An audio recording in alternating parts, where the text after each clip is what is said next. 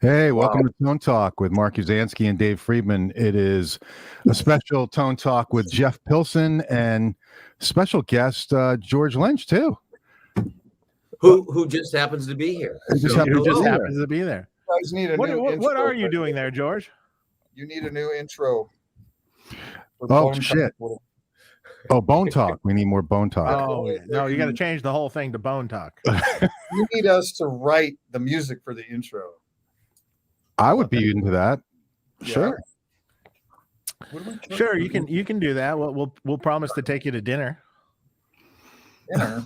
Where? Maybe sushi. That matters. Dave has never bought me a meal ever. Well, you've never bought me a meal either. Well, there's no restaurants by stupid Tone, whatever your store's called. Yeah, North Hollywood restaurants. Come on. What's the name of your store? Bone Tone? what's the name of it? The Tone stuff. Tone Merchants. Tone Merchants. Tone Merchant. Oh, I'm sorry. Dude, my memory is so bad. We literally, so we're working on this record right now. And we literally wrote a song and worked on it all day. And it was a cover song that's a hit song that sold tens of millions of records that everybody knows. So we wrote a hit song? We wrote it. Nice. Well, no, we didn't write it. I mean, we recorded it. And then we walked outside at the end of the day to my car. And neither one of us could and we were remember like, what song. what was the song we just did? And we both sat there literally for 5 minutes. Well, we never figured it out. Yeah. And I played it 1,000 times. I mean, what the hell is that? Age. Yeah. That is so messed up, dude. It is. Well. Oh my god. Yeah. But it And sounds well, good. the good thing is we're 20. only getting younger. You know. What song was that? Stay With Me by Sam Smith. Oh. We rocked it out. Cool. Yeah. What's this for? Heavy Hitters. We did a record called Heavy Hitters that They came out. know. They know that. Oh, they did. Okay. No, I don't think I did. Okay. No, I'm just kidding. Nobody knows that. So we did a record called Heavy Hitters that came out, I think, last year. Yeah, like early 2021, or no, late 2020. It was late 2020. Mm-hmm. Anyways, and it's us doing covers, which is really fun. You know, we kind of get to experiment a little bit. Right. So we're doing another one of those, and I don't know when it'll come out, but it'll probably be done in the next couple months. We got a really cool name for this one because we put our heads together, and it's called Put Our Heads Together. It's called Heavy Hitters 2. And there's two. Wow. Two by myself. I'm That's fantastic. But yeah. I got the heavy hitters part. I think you got the 2 part. I got the 2. I was sitting in the bathroom and it just kind of hit me. Number 2 just hit me. The creativity just flows. I was in there with you because we were writing the song in there because you told me it sounded better in there, and then some of it hit me too. And it was like, that was a shitty day. 2 hit you too? Yeah. Wow, cool. Heavy hitters. You guys have always been working on this stuff too long today because you're obviously. Yeah. You hear it. I hear the burnout. You'll understand why we're fucking. We put the heavy in heavy hitters. Heavy hitters. All right. Well, we basically what we did is we took stupid songs that guys like the Rolling Stones wrote and who else? Crosby, Stills, Nash, and guys like that. Peter but we Gabriel. fixed them. Yeah, you fixed them. Yeah, because that would get right. Like they should have been done originally. Right. Like if they instead of those lame versions they had. Well, these guys don't know how to play that good. They didn't have Friedman amps. Right, that's the difference. Right. See, you got me, and that naked. That makes. They were just naked. If the Rolling Stones had those, they might have done well. They didn't have naked. They would have done better. That's for There sure. was no such thing as naked in 1968. Classic rock music would have been so much better if they had Friedman amps back then. True. Could you imagine the distortion and how loud it would be? Just way better. It's a good thing about the Freeman amps, man. Well, isn't that cool? You guys don't even have to ask us questions. No, I don't. You guys are just going on your own. It's perfect. When I go into the camera, it go away from the camera. Does it have a repel George function? It could be. I think all Macs come with that now. Yeah. It must be. See, in the left hand side of the screen, it says Jeff Pilson, and so it's repelling you away from his name. Could I move this? Yes. How do we do that? There you go. There you go. So Good thing I'm a guitar player. I mean, I don't want to be in it. I mean, I'm just kind of an ancillary auxiliary. Okay. Here's a special surprise for the show. So what else are you guys working on? Paid for this. $5,000 plus plus how he's long giving is me it? 2 free amps. That's How long does great. it take? Takes 2 hours. Yeah. And all that prep we had to do before we even logged on, and they weren't even ready. Yes, it's that. I should. 7,000. All right. Take it away, Dave. Yes. Not done. That was a good one. That's Oh, it. that was a good episode. All right. All right. Yeah. You guys rock. Oh man. So Where do we you're working, start on, after you're all working on a this? whole album now. How far along are you with it?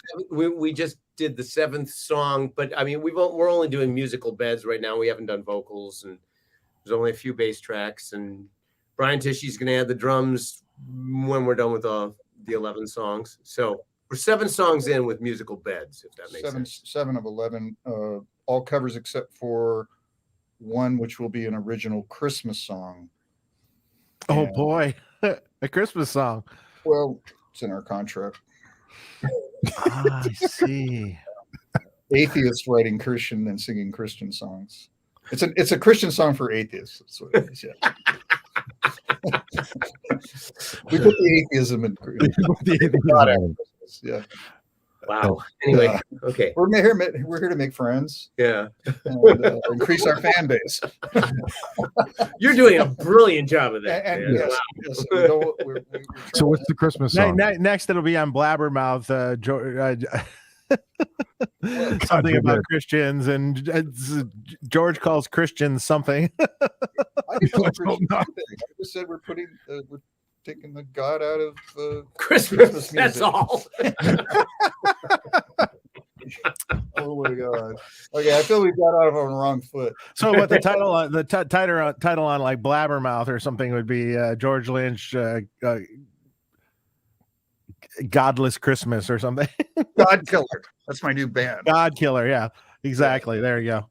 No, Jeff likes God out of I always love those. I always love those articles because you read the title and you're like, what? And then you read the actual article and you're like, well, wait, he didn't say that in the article. Right. The clickbait. That was like when we had Jakey Lee on. Jakey Lee, Jakey Lee calls Mick Mars racist. No, and it's in the article. It says I don't believe he's a racist. Well, no, what he actually was saying, he was talking about who was he talking about? Mick Mars. Mick Mars races mountain bikes. That's not what he was talking about. But that used to be you. It's true. He was talking about his being a racist. So he's a racist of mountain bikes. Mountain bike racerist. Racerist. That's a different thing. And when it comes to racism, I'm sort of the authority because my name is Lynch. So anything I have to say about racism pretty much carries a little extra weight. You know what I mean? Yeah. Whoa. Little band called Lynch. Okay.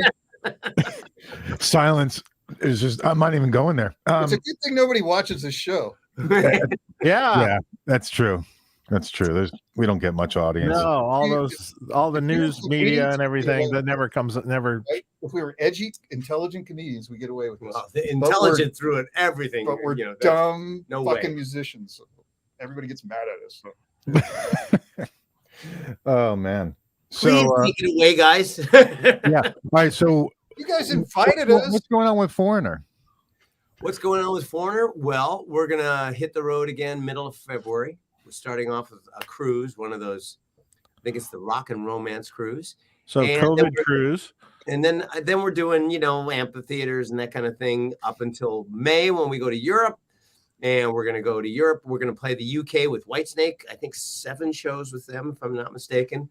Then Europe, and then a big summer tour. So, which there will be an announcement for soon because it's a special one.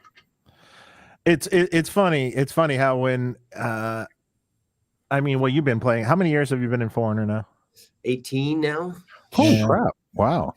It's funny. It's funny how I've watched it like rebuild the brand over time, And I remember when Bruce first got in the band, and I thought it was just a little bit of shows here and there, and slowly the brand built again, and now you're doing these massively When long Bruce tours. joined, he was told it was going to be for 2 weeks. And Yeah. it's now been 10.5 years. So there you go. Yeah, That's wild. exactly. So So who's in first, Bew or Bruce? Oh, I was in yes. before Bruce. Yeah. Oh, wow. That's cool. Yeah, we had Bruce on also. I remember like 2004. 7 years ago, you told me you were only in it for like 11 years. Well, I lied. Well, there you go. I was a mathematician. You don't have to tell me. That's obvious. Hello, calculus, trigonometry. Hello. So let's talk amps behind you. So what do you got? You got a naked? Got a naked that I've had. I want A long time. I want to say at least 10 years, if not longer. Longer. Didn't I get it before we Was that did the first run? The nakeds? Was that the Lynch? No, it wasn't the Lynch Pilson record. It was which one? It was When did you start making nakeds? I mean, that goes way back, but that era amp, probably roughly around 2010-ish, give or take a year or two. Yeah, that's what I was thinking. Yeah. I think it was before we did TNN. Oh, yeah. So in fact, we used yours on the beginning of TNN, and I loved it, so I got one during that. And then underneath that is the 68 Plexi I got from you, which is the Marsha. It's been Marshized. that George uses all the time. Sounds great. We love that one. Then see that on the bottom over there. Yeah. Great JMP. This is a 79 JMP that, especially when you work it with the two together, is that 100? It's 100 watt. Because I just saw one for sale, 79 JMP, but it's a 50 watt. Somebody's selling. I might grab it. This Marshall 2000. Actually, I got this from you, George. Oh, like years ago. It was. We don't use that. Was it a DSL? You know who loves this one is Reb. Reb loves that. Like he won't play through the Plexi. Reb will not play through the. He does not like the Plexi. Really? Well, it's his thing, you know. It's not gaining for him. This is the this amp was actually, according to Don Dokken, who brought this by a couple years ago and just said, "Here, you keep it." This apparently he says George used this. When did you use it? 80s or 90s? I forget. Anyway, but it's a good amp for certain things. But with the Plex, I mean, for what George and I do, the Plexi and the JMP, Plexi and the JMP are and even for what you think would be combo parts, or direct, anything else but a big rock amp. But I think that's one thing we were talking about, how wonderful these old Marshalls sound, cleaned up. Yeah, like fantastic. Like you don't need to plug in the AC30 or the silver face or whatever the hell else, combo thing. Or no, not at all. Yeah, it can do a lot of stuff. Yeah. With even with just your volume knob on your guitar, it's on a Plexi, you roll the volume knob down, it gets all sparkly, Yeah, exactly. And that's what we use. So I'm gonna now take you into the amp room and show you. So this is my favorite SVT. It's my 71 SVT. Can you see it? Okay. Yeah. Oh wait, hold on. There you go. That's a 71 SVT that absolutely sounds incredible. Then underneath that, the one underneath it, if you can see it, that is a late 68 prototype SVT. That super cool. It's really great. It's not as good as the 71, but it has its own thing, and it's a little different. And for certain things, it's amazing. And then on the bottom there, I don't know if you can see it or not, but there's this is my old 87 that I actually had on the road with Dokken, like during Monsters of Rock and all that stuff. And then here I have I don't know if you can see it, but it's a 57 Bandmaster. It's been refinished, but it's a fabulous sounding Bandmaster. Cool. Yep. See that? A Watkins Dominator. It's not the greatest Dominator, but it's good. It's good. It's not amazing. Jazz Chorus, Roland. A good friend of mine at Roland got me that amp. It's wonderful. Early 70s Super. Pretty cool. Cool. 1965 AC30. Amazing amp. Love that amp for certain things. This is the cab. Does that have a top boost on it? It does have a top boost. It's amazing. Nice. Here's a Marshall cab that we use most of the time. I have another one with 20s in it. This has 30s. And then my 810 for the SVT. So it's a little tour of the amp room. You're set up. Yeah. Now the SVT, that was kind of your go-to in the studio with Dokken. Always. Yeah. Well, no, not always. What am I saying? We had a period where we flirted with Randalls. Oh, really? Yeah, tooth and nail. It was all Both George Randall. and I were playing Randalls. RG 100. Is that Yeah. solid state? Yeah. Was that? Was that So they solid were state? in state. But they said so. Gary Sunda was the engineer over in Fullerton at Randall at the time, and him and I worked together, kind of like you and I, sometimes get together, Dave, when we Mhm. worked on some of our amps that we designed together, developed, which were Randall's actually. That's right. We worked Yeah, together. they were. One or two versions of that. Yeah. And some other things. But anyway, so I'd go to Fullerton with Gary, and I'd bring down my favorite like 50-watt Marshall, and he'd put it on the scope, and he would just emulate the graph, on the scope, Right. Mhm. and keep changing things out in values and certain components in the circuit to where it would emulate and match the curve on the graph that we're getting out of the Marshall. And so we toured with the Randalls exclusively. We did. And on the after we came out with Tooth and Nail record, which we used those on the record. And then we played some dates with Pantera before they had Phil Anselmo, and they were more kind of like a Van Halen kind of band. And we played a bunch of shows with them in Texas, and they would always stand right up front. Yep. Remember that? And Yes, just Dimebag would be like, whoa. And he picked up on the Randalls, and he made them huge. Yeah. Yeah, no, that's the I whole. didn't know That's the that. Dimebag sound is the RG 100. It's not the Warhead, which was his. Yeah, that's your old module. Does that look familiar? Oh, there you go. And I Wow. didn't know about that. But that wasn't back in the day. No, talking- that was your No. that was your Randall module, one of them. Oh shit. Okay. Mr. Scary. Okay. Wow. Cool. You don't even remember. You don't remember Maybe that one? because you didn't So use you it. don't He doesn't remember the did song we today. just did. How are we going to remember an amp? And of course, we remember 40 years ago. We can remember that. These interviews are really hard, dude. It's, That's great. DMV or something. So in your studio there, Jeff, what other records have you done there? Let people know what I mean. I know some of them, of course, but Well, I did both of the M Machine records, except for the guitars on the last M Machine record were actually done remotely. So George was recording out of his studio, but I was able to run his studio, which was kind of cool. But then so both M Machine records, both the first Black Swan record, and then the one that's coming out in April. I did a Warrant record in here. I did an Adler record. I did 2 Last in Line records, the band with Vinny Appice. Yep. And Love Grizzly that. Jane Love that. Campbell, Great production. Yeah. Andrew Freeman. And I did Starship record. I think I said Adler. Did Kill Devil Hill, the band with, speaking of Pantera, Rex Brown and Vinny and Mark Zevon and Dewey Bragg. We did a record in here. That was really fun. Great guys. What else? I'm sure there's more, but now you're asking me to remember stuff. See, and we're talking about bad memories for old guys.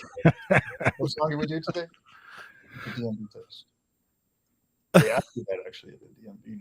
What song did you do today? We did Old Guys Forgetting Songs. you already forgot it again, didn't you? Oh, we did an obscure song today. Yeah, we did. We did a really weird, unheard of, deep track. deep track. It's called Yeah. Jump a Jack Flash. It's really You remember that one? So we got a question already from Rummy. He says, so over the years, did George have more groupies or product endorsements? Well, I had more groupers. More fishy answer if I ever heard one. Well, I had my whole little, guitar players in the 80s. We had our little guy fans, and that's all all the girls were lined up for Don and Jeff. I just had like guitar fans. So I call them groupers. Somehow don't believe that, but Yeah. Picks made for the Lynch mob, which is what we called the guys that would always be in front of my part of the stage.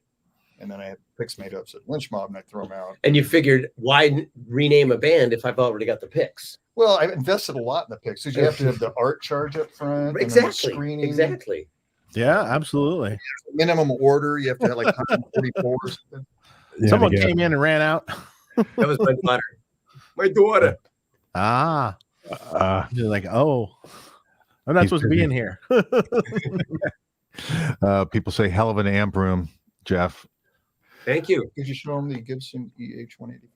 I didn't. That's in the other room. I got more amps if you want to take a further tour.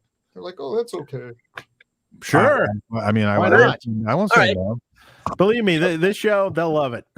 Okay, well, the only bummers I have a hard time seeing because I'm holding up the camera and I have a feeling my camera angles aren't the greatest. But you know what?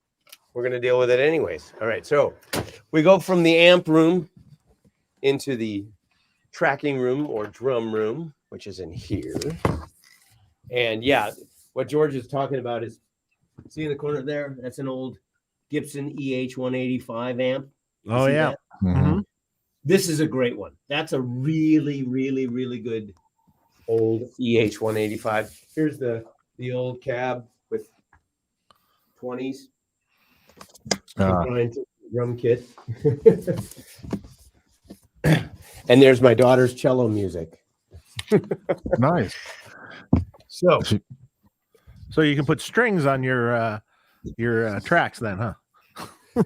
I have actually on the first Black Swan record, there was I did this intro with 4 cellos and I actually played it, which I hadn't played in a long time. But that was cool. So you can play cello? Otherwise, it would be. Boom. All righty then. So where were we? You play cello? Poorly, but a little bit. That's I cool. can make my way around it if I have to. So you give your daughter some tips? She's way better than me now. So Yeah. So now you can record her. So no. But you know what? I did, like, when she was learning, I would, do little things for her, but she's got a good sense. That's cool. Yeah. So I was curious, going way back. How'd you meet Mike Varney?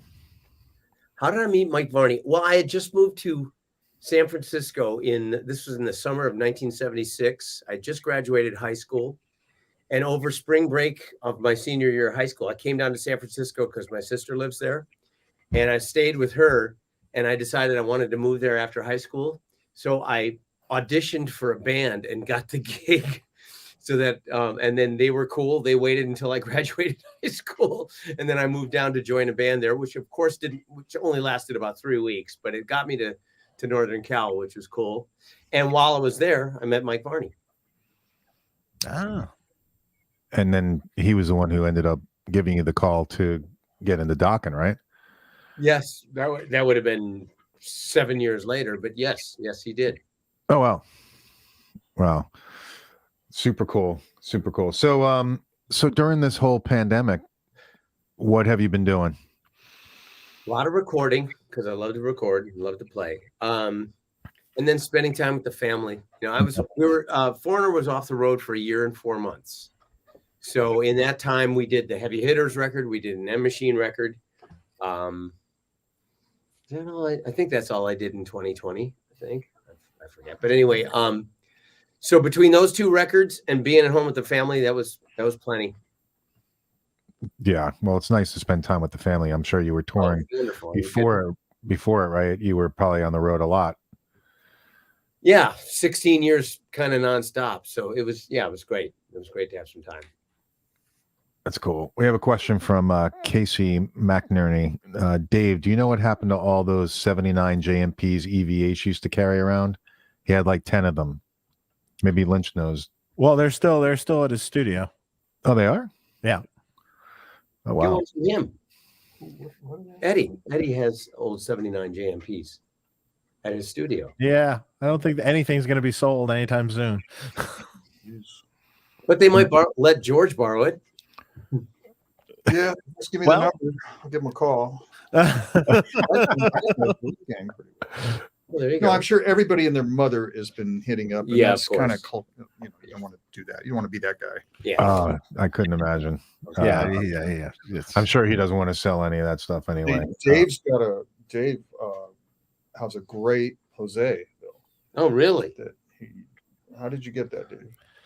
I stumbled into it. Someone told me about one that someone was selling in recent years, and I swooped in and kind of stole it. So it's a real Jose. Yeah. Oh. Sure. Yeah. I mean, I used to have one years ago that I actually had done by Jose that I wound up selling a million years ago.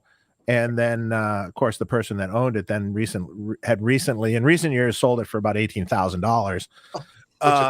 That's even too cheap. That's quite a bit more than I sold it to him for. Wow. What about the Mick Mars one that just sold? Well, so Mick Mars had sold Richard Fortis his Jose that he used on Dr. Feelgood. Mm-hmm. So, and that amp recently, Richard decided to part ways with a bunch of gear, and Chicago Music Exchange put it up for him, and they got $45,000 for it. Well, a premium because of Mick Mars. Yeah. Yeah, but the funny thing, actually, you can see pictures of when they were at the US Festival. There was an amp that had like holes in the face of it, like big round holes. You can see pictures of it, and someone had originally like drilled huge holes in the face of it for fans and stuff. They're supposed to put them on the back in the 70s and lots of drugs, but some tech had done that. I think Rudy Laren actually did it. Do you think that the values of the Jose's are justified in the tone? I mean, no, not really. I mean, they can be replicated, but I mean, did he? It's a collector's item. I don't know. Can you? It's like a fine piece of art or something. It gets a value because of the person's dead, and I think people you're the original artist. I think people think that was Eddie's secret, which I don't think was the case. I think Eddie's just unmolested 68 super lead, right? Cranked Variac maybe with one thing we tried all the today, little tricks. One thing we tried today, actually, which was actually the reason I brought it down, was because a lot of times we're playing through the Marshalls here, like the Plexi that you got, Jeff. And it'll still like you want a little more something for certain things, but then it takes something away, right? Right. So there's always that. You're always dealing with that struggle. So you got the Klon, you got the Tube Screamer, the vintage 808 with the whatever, and the JRC or Malaysian chip, good Tube Screamer. Jeff's got a great Tube Screamer. And but then it sucks up all the low end. So then you're just like, well, I don't want it to change the character that much. I don't want to lose my low end. So I remember what Eddie used to use was before he went to the 10 band, he used to use the 6 band, XR, which is noisy as hell, but really noisy. No good though. We were just using the MXR just straight into the Marshall, and that was all you need. Well, no. Preamp with the EP, early EP3 Echoplex. Right. Adding that adds even more noise. Yeah, your Echoplex is magic. It's magic, but it's really noisy. Yeah, but it does the preamp thing. It does is different than the EP3. Yeah. What Jeff has is a transition, which what I understand is super rare. So he has a 65. Yeah, he said 65. It's a 6. Okay, so it's an EP. It's an EP1 box with an EP2, mostly EP2 circuit. Right. Okay. But it's kind of hybrid. Because they had all the leftover parts, so they used a bunch of the EP1 leftover parts, and but it is. It's really cool. It's really warm. Fucking awesome. Beautiful. So is it tube? Echoplex? Yes. Yeah. Okay, so it's still a tube. Yeah. Yeah, because EP2 is tube as well, which are even noisier. EP2s are even noisier. Noisier than EP3s. Yeah. Huh. Well, like anything tube is noisier than EP3. This is an EP3. Yeah. Which is why they're noisier. I thought the bigger issue with them is that they break all the time. Well, there's that. Don't look at it wrong. Yeah. I mean, don't even look at it if it's working.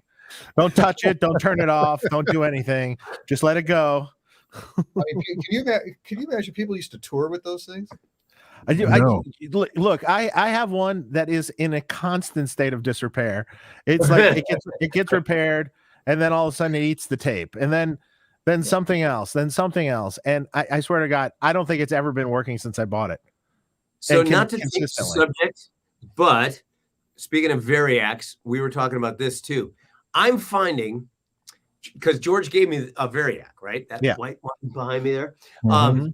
And I'm finding with the Plexi that for some reason, if I just kind of sort of match what the voltages down below, What's coming in the wall? what's coming in the wall. Yeah. So right now it's 116 and the Variac's at 116. And you're not doing Mhm. anything.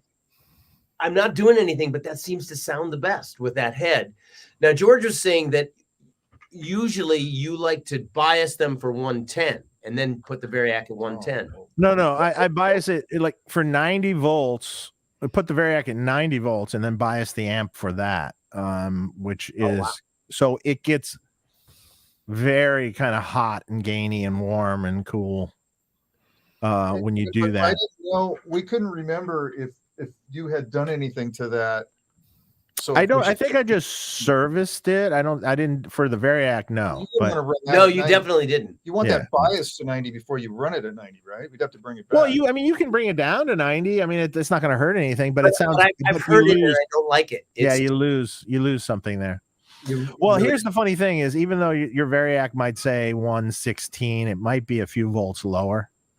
You'd have to actually measure with a meter right out your Variac there That's what I do. and see really what it reads. It's generally a couple volts off from what it reads on the little screen. Interesting. So even there's a same Variac that exists now. Does it have a digital readout on it? Or no, is that a little Yeah, it's a digital. okay? readout. So the digital readout generally it's a volt or two off.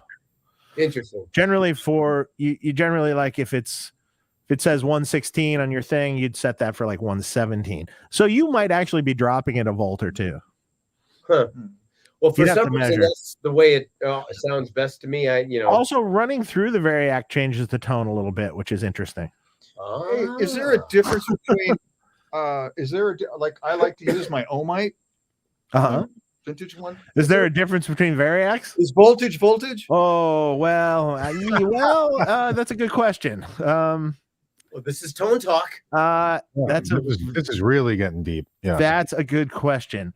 I would think there would be some variances between Variacs because there's an actual variable transformer in it. So, yeah, how the transformer's wound and how it's made. Yeah, maybe. Wow. Maybe a little. I don't know if it's going to be massive. That seems to sound better than the brown box. Oh, okay. That's what I meant. I'm sorry. I know there isn't. I mean, whether you're using a new Variac, with a big dial on it, or rheostat or potentiometer, whatever the hell it's called, or if you've got an old one like an Ohmite or an old one from a theater that's this big and weighs 400 pounds. I mean, still doing essentially the same thing. Yes.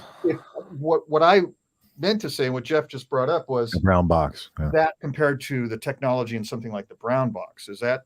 It's a similar technology, really. It's a little different on how it goes about doing it.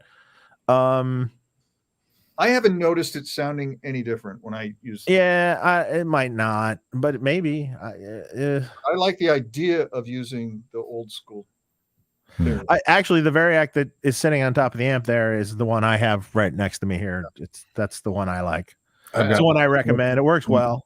That's the same one, right? You got a bigger version of it. It's just the Asian-made Variac. Yeah. 5 amp. So if I got my Plexi biased down to 90 and did the Variac at 90, would I? Because one thing I love about this Plexi is the big open sound that it gets. Yeah. Would it lose that? It changes it. It'll get more squishy. Less. The funny thing, if we could find a small hole somewhere on the amp that we could put a switch without carving it up at all, something that wouldn't matter, then I could put a switch on it that you could switch, just switches the bias. So use this with the Variac and use this with not. You have 4 output holes. You're only going to use one. If that amp has 4 output holes, we can use one of those. Of course it does. Love Well, that. not all of them do. Yeah, Not I all of do them like that. I That's love nice. that idea. I'll tell you right now. If it does. I love I mean, that you never idea. use two cabinets. You don't need Never, ever for recording. Or yeah, if you never use two cabinets, I can just use one of those, and then it won't. You can save the jack. yeah. So you The know. minute we do that, somebody's gonna say, "Hey, Oh can my you God. bring a Marshall stack?" I've never seen a super lead with only two output jacks on the Yeah, back. most do. Old ones, just the later '70s ones though have shit. 4. Okay. Well, that's in Dokken. All I ever used was early metals. I never. Yeah, used that's why. Dokken. Yeah, That's why I why. got used to that. Yeah. Okay. So that only has 2, but you only need 1.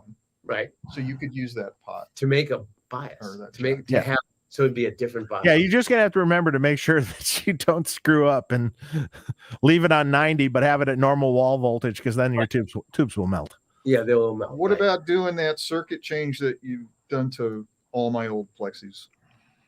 Which one is that? The one where now I run everything at 90 volts. Oh yeah, well that's yeah, and then some other little changes. You don't want to mess with that, probably. No, No, just leave it. It's great. That's a great amp. That sounds great. I love this amp. If it's man. broken, don't fix it. Yeah. That was a cool one. So Yeah, man. and Thank you know what? You got it just in the right time before the prices really skyrocketed. I know. That would cost you $10,000 now. That'd be double. Jesus. Really? It would cost you $10,000 for that amp now. It's really crazy.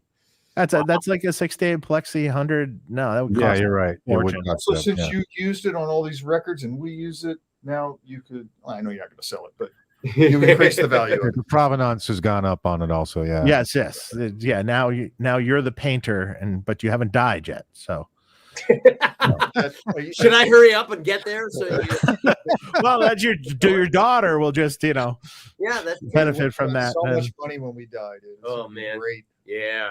Oh, Can't wait. we're gonna be rolling. Yeah. in. No kidding. We're gonna have a super nice. George's party. wife's going to be taking it all, and I left everything to tone merchants. Yeah, Cool. You're responsible for my success with your beautiful tone tools. He should change it to bone merchants personally. Oh. That's- yeah. In your will, in your will, can you leave me your plexis that I've worked on?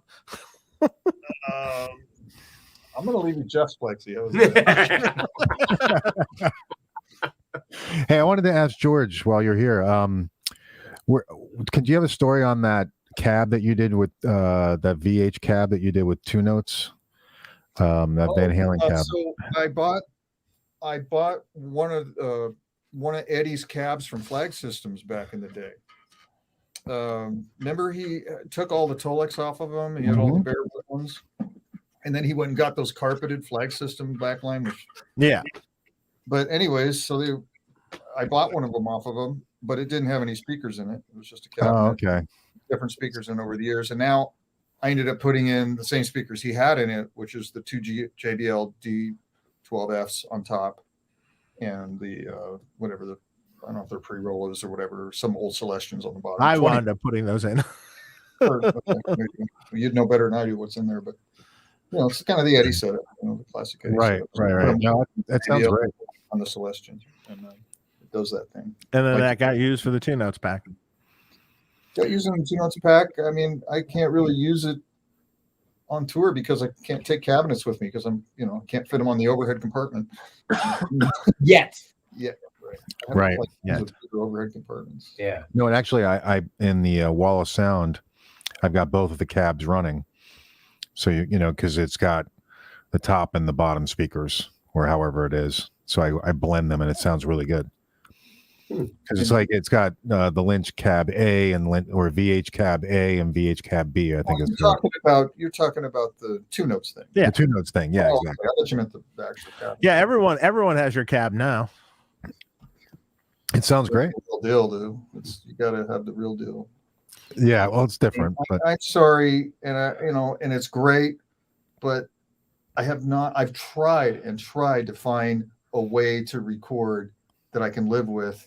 That's plug it into a DI, and I've tried everything I can think of, and I just go back to the amp and I go, hello, it's alive, it's breathing, it's 3-dimensional, it's responding to touch. It's like, I'm sure they'll get there, but I don't think they've got. Yeah, but that sounds like you're talking. That sounds like you're talking about like modeling and stuff.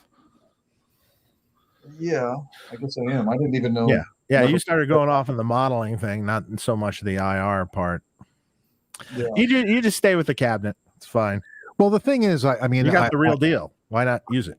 I'll find also that if you're using a real cab compared to just going into like even the 2 notes or anything like that, or the aux, you don't get that responsiveness, the feedback. You lose some of that. You know what else is freaking scary too? Is those aux things and all those kinds of things that you take a real amp and you plug it in and that goes direct, right? Mhm. Sort of. Yeah. Do you want to take your $10,000 priceless Marshall Plexi and risk having something happen to it using that stuff? I think the best one if you're going to do it would be the Fryette power station. That And you're one's totally Okay, safe. okay, hold on a second. What's it called? The Fryette power station. Fry it. Okay, I'm not using something called Fry it On an so, old to avoid frying your hand.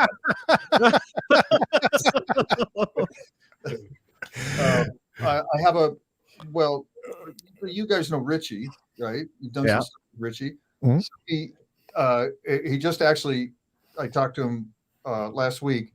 He blew up his Plexi using the aux. Well, okay, some people It can happen. some people say that. Output transformer. Well, really, the output transformer? Yeah, and it's happened to him more than once, and it's a reissue Plexi, so he's able to get replacement transformers from Marshall. But if that was that amp, that would never happen. The amp would be junk. That's why I use the Fryette, even though the name, which I've never really thought about until today. Thank you. You don't use anything called. Why don't you just call it blow up your fucking old cool amp box? You can go back to VHT. VHT. Amp killer. Get one. Amp killer. I guess Steve can't do anything about his name, unfortunately. Just like you with Lynch, nothing you can do. What happened when I used my last name to? Right. Yeah. Well, you've abandoned your last name now, right? Yep. Although I'm getting a lot of pressure. Well, I wouldn't say a lot of pressure. I'm getting some pressure from the guys, and I put together a new band for next year or this year, and they're kind of like, you ever want to think about maybe going back to that name because that's what everybody knows you as? I'm like, well, I already quit using the name, so I can't like 3 months later go. Just kidding. Yeah, read the fine print. I'm getting rid of the name, walking away. I'm uncomfortable with it for 3 months. So, Yeah. so what you're saying is I would be perfect as a drug dealer. Pilson. Yes. Yeah, you were meant for the pharma industry. Yeah. Wow. Big Pharma, Big Jeff. You'd probably Probably make more money. I would until definitely you went to make more jail and money. died in a fucking gunfight. Whatever you have to do. You could be in pharmaceutical sales. It would be a novelty. Yeah. Last name. You'd be Pilson. good at it because you're that kind of guy. You know what I'm I saying? got some Pilson for you. No, a drug dealer kind of guy. Like a gangster. You know what I mean? Oh, me? Yeah, I'm a total I gangster. mean, a lot of people because they're intimidating, because they're like, Hey, man, is that guy? you trying to say that I'm a drug dealer?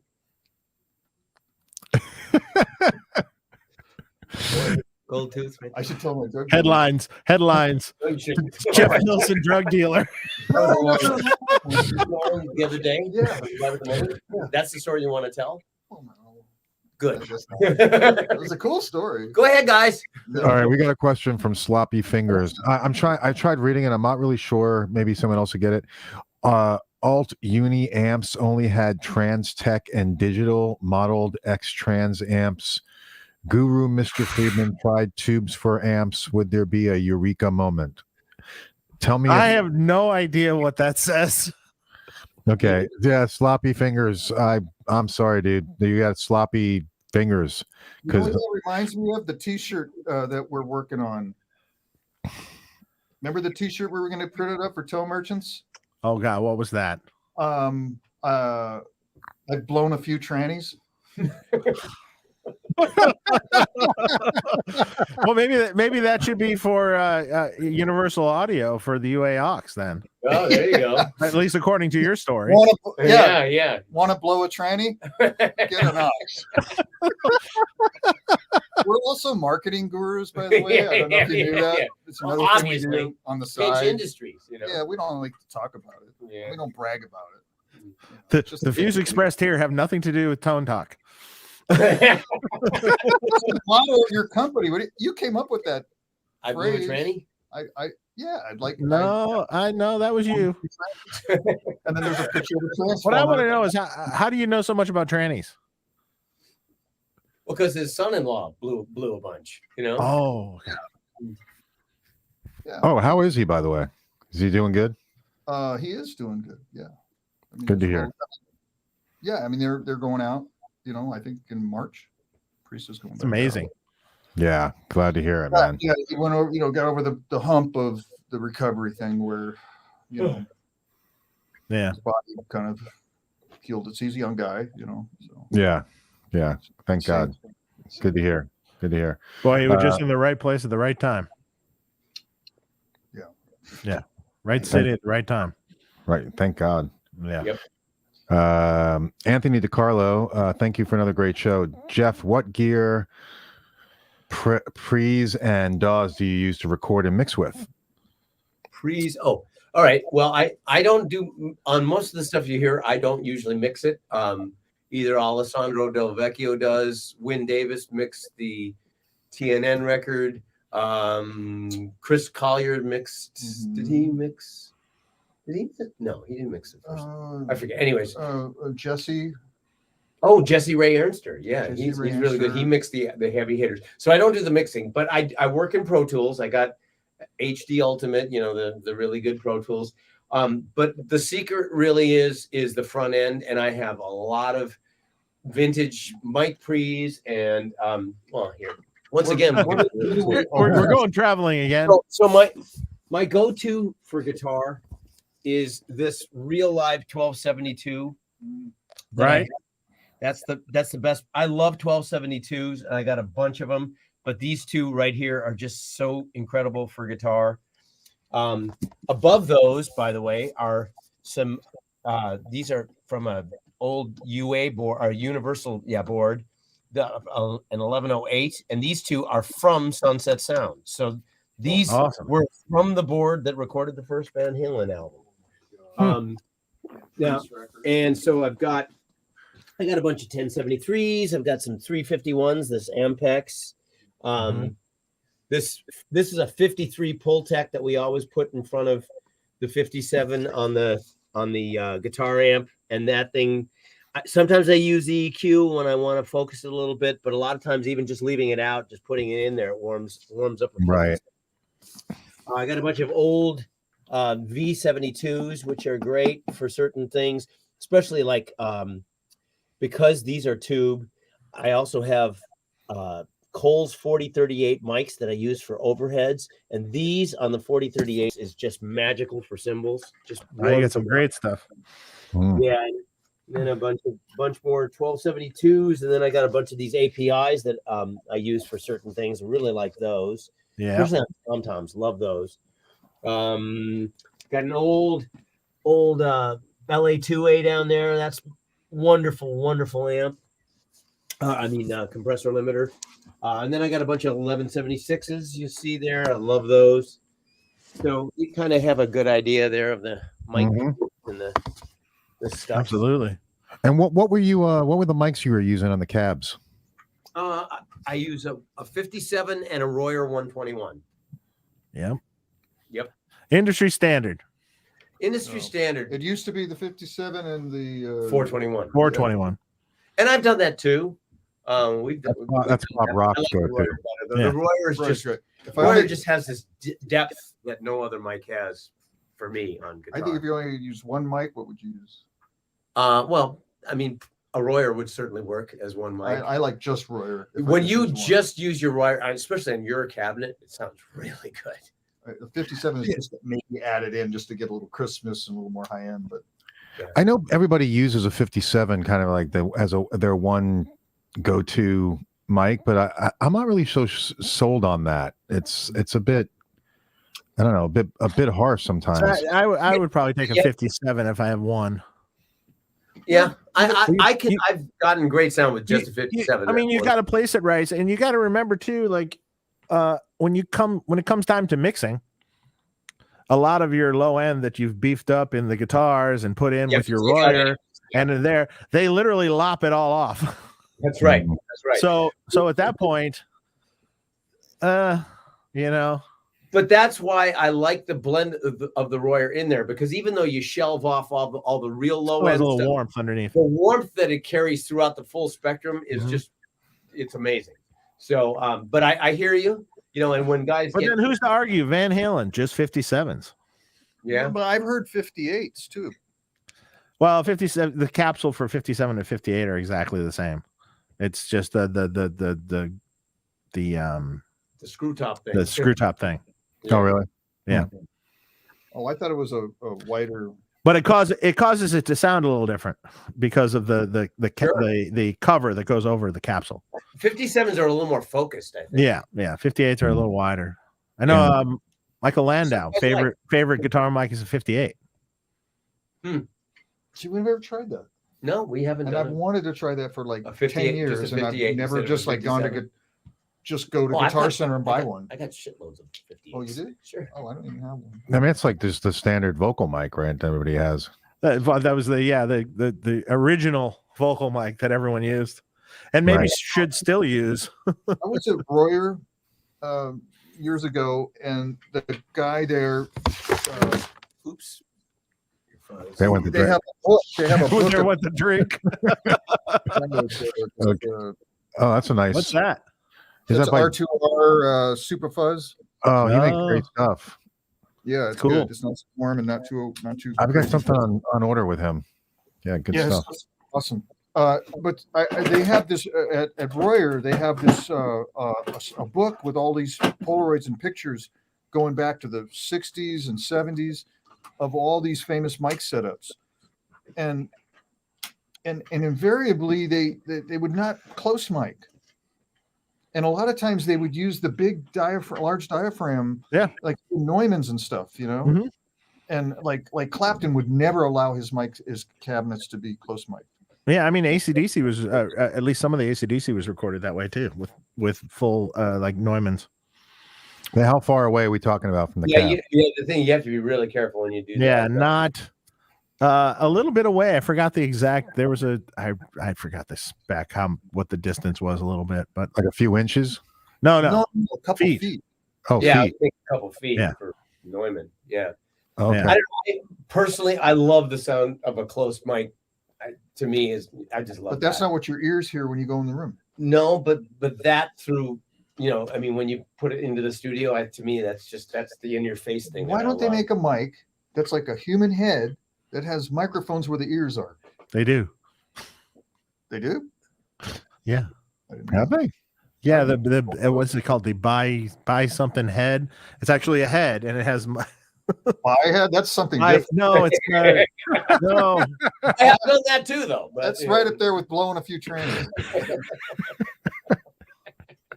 Again, for bone talk, not tone talk. I keep getting the two shows mixed up. They're so similar. Oh man, that's too funny. Oh man. Next question. Next question. Rummy gives us the next question. Jeff, how do you come up with bass lines that support a guitar solo rather than complete it? That's assuming they support a guitar. Compete with it. Well, I mean, you know, I always like to just stay on the groove. So the groove is number one. Then note selection. You just want to find things that make it sound good. I mean, no magical formula there. I mean, it's we like to write sections for the solo that are different. So generally we have that in mind, even when the rhythm is happening, so that it won't compete with where the solo is going to be. And I just kind of try and fit the bass to make that work. What were you going to say? Well, I was going to say we've never tried, but have talked about the bass doing what they did back in the day, like with Entwistle and Jack Bruce, and actually not do exactly what we usually do. Right. Well, we have a couple times, it's where you're just going off. yeah, we have done that a couple And times. if you listen, the bass side is doing one thing with the drums, you listen to guitar, Right, doing that, right. and somehow it's just magical. Yeah, and well, works. I love that when that happens. We don't do that very often. That's a live because- jam thing. Yeah, but we have done it, and I love it when we do. But most of the music that we have to come up with is not, The other listen to thing that. that we talked about since we got together back in the day was with the bass and guitar interaction was learning a lesson from those great 3-piece bands, or 4-piece, but I mean the trios, the Who and Cream and all that stuff, where a lot of the times in those days, the difference between bass players back then and now, which guys like Jeff have made part of their sound, is the having that kind of tube distortion. Or but in you a call different it. register than where the guitar is. So it distorted. fills up for a 3-piece. It fills up that space sonically, frequency wise, where maybe a rhythm instrument would be, which drops out. I love that when that happens. Yeah. It's so hard to find people to do that now. Like bass players don't use tube amps. They don't use, or they'll put something in front of it that gives it some fizzy gain, but it doesn't have this. Yeah. Even like Deep Purple days or something. Remember they used to have that. Yeah, where they had the Edge, Ant Whistle, Jack Bruce, whatever. Mhm. High watt amps. Love that. And when you hear that, when you play it's awesome because it just sounds not full on a low end thing, but a full kind of in that low mid. Yeah, it adds the mid range, right? It's really cool. Yeah. Love that. I'll never forget. It was a band I used to see back when I was a kid in Detroit, and it was 2 SVT cabinets, 1 high watt, 1 SVT. There you go. And there you go. And that's killer. It was just all the clank and distortion from the high watt, and then you had the girth of the old SVT. The thing my about God, that sounded good. Yeah, and one the thing note. is, high watts aren't as gainy as Marshalls, so they're better for bass. Yeah, yeah. Because they distort in a different way, and it's way. I'm surprised I don't have a high watt, but you need a 200 watt high watt. Yeah. Well, we were just That's talking incredible for bass. We were just talking about Glenn. Glenn Hughes has a bunch of them, but he never uses them. Deep Purple high watts. Yeah. So I would. That's something I would love to find. If you ever find that, Dave, let me know. I will. Like a 71 high watt. Yeah. What do those cost now? Well, I think it's not too horrible. A 200 watt. The 200 watt might actually be a little cheaper. Really? Yeah, if we can find it. I don't know. I saw one for sale recently. I'll look. Yeah, more for guitar for the late 60s. Yeah. You want 70s for bass. Here we go. There's a 72 high watt, 200 watt bass recently serviced on Reverb for $4,000, $39.49. Oh, what I figured it would be. Yeah. And is that a Reeves era amp? 72. Yeah. I think so. That's before BioCrown or whatever it's called. Yeah, that's before that. Before bad circuit boards and things like that. And what was that? What year did that happen? I'm gonna have to look it up. I have a high watt expert I can ask that too. Okay, but I'm pretty sure 74s were still good. Yeah, early 70s. Point to point, they're all. As long as it's point to point and partridge transformers, you're good. Yeah. Even an early Sound City would be a Dave Reeves amp. Yeah. Don't you have an old Sound City? Mm-hmm. Oh, you have a Park. That's right. A very early one. The very early ones were pretty much like high watts. So, right. But the later ones got a little weird. Yeah, they kept cost cutting, and that's why it got strange. Yeah. Orange made some incredible bass amps. Yes, they did, and they're different than a Marshall circuit. Are they split cathode or? The Orange is a totally different amp. It's not like a Marshall at all. It's completely different architecture. But for bass, I think you would be. Any Orange amp works well for bass, even the 120s. Orange cabinet. Really? Oh, that's never seen awesome that. looking. Wow. Oh my god, that's cool. But I mean, it weighs fucking 300 pounds, and what are you going to do with it? And that you put it in your studio and you keep it there. You can also get a 150 watt Park. Also, that's badass too. Didn't Fortis have one of those? I don't know. I don't know. Maybe one of his favorite amps is 150 watt Parks. Always seem to come up for some reason. He may have just recently sold those, right?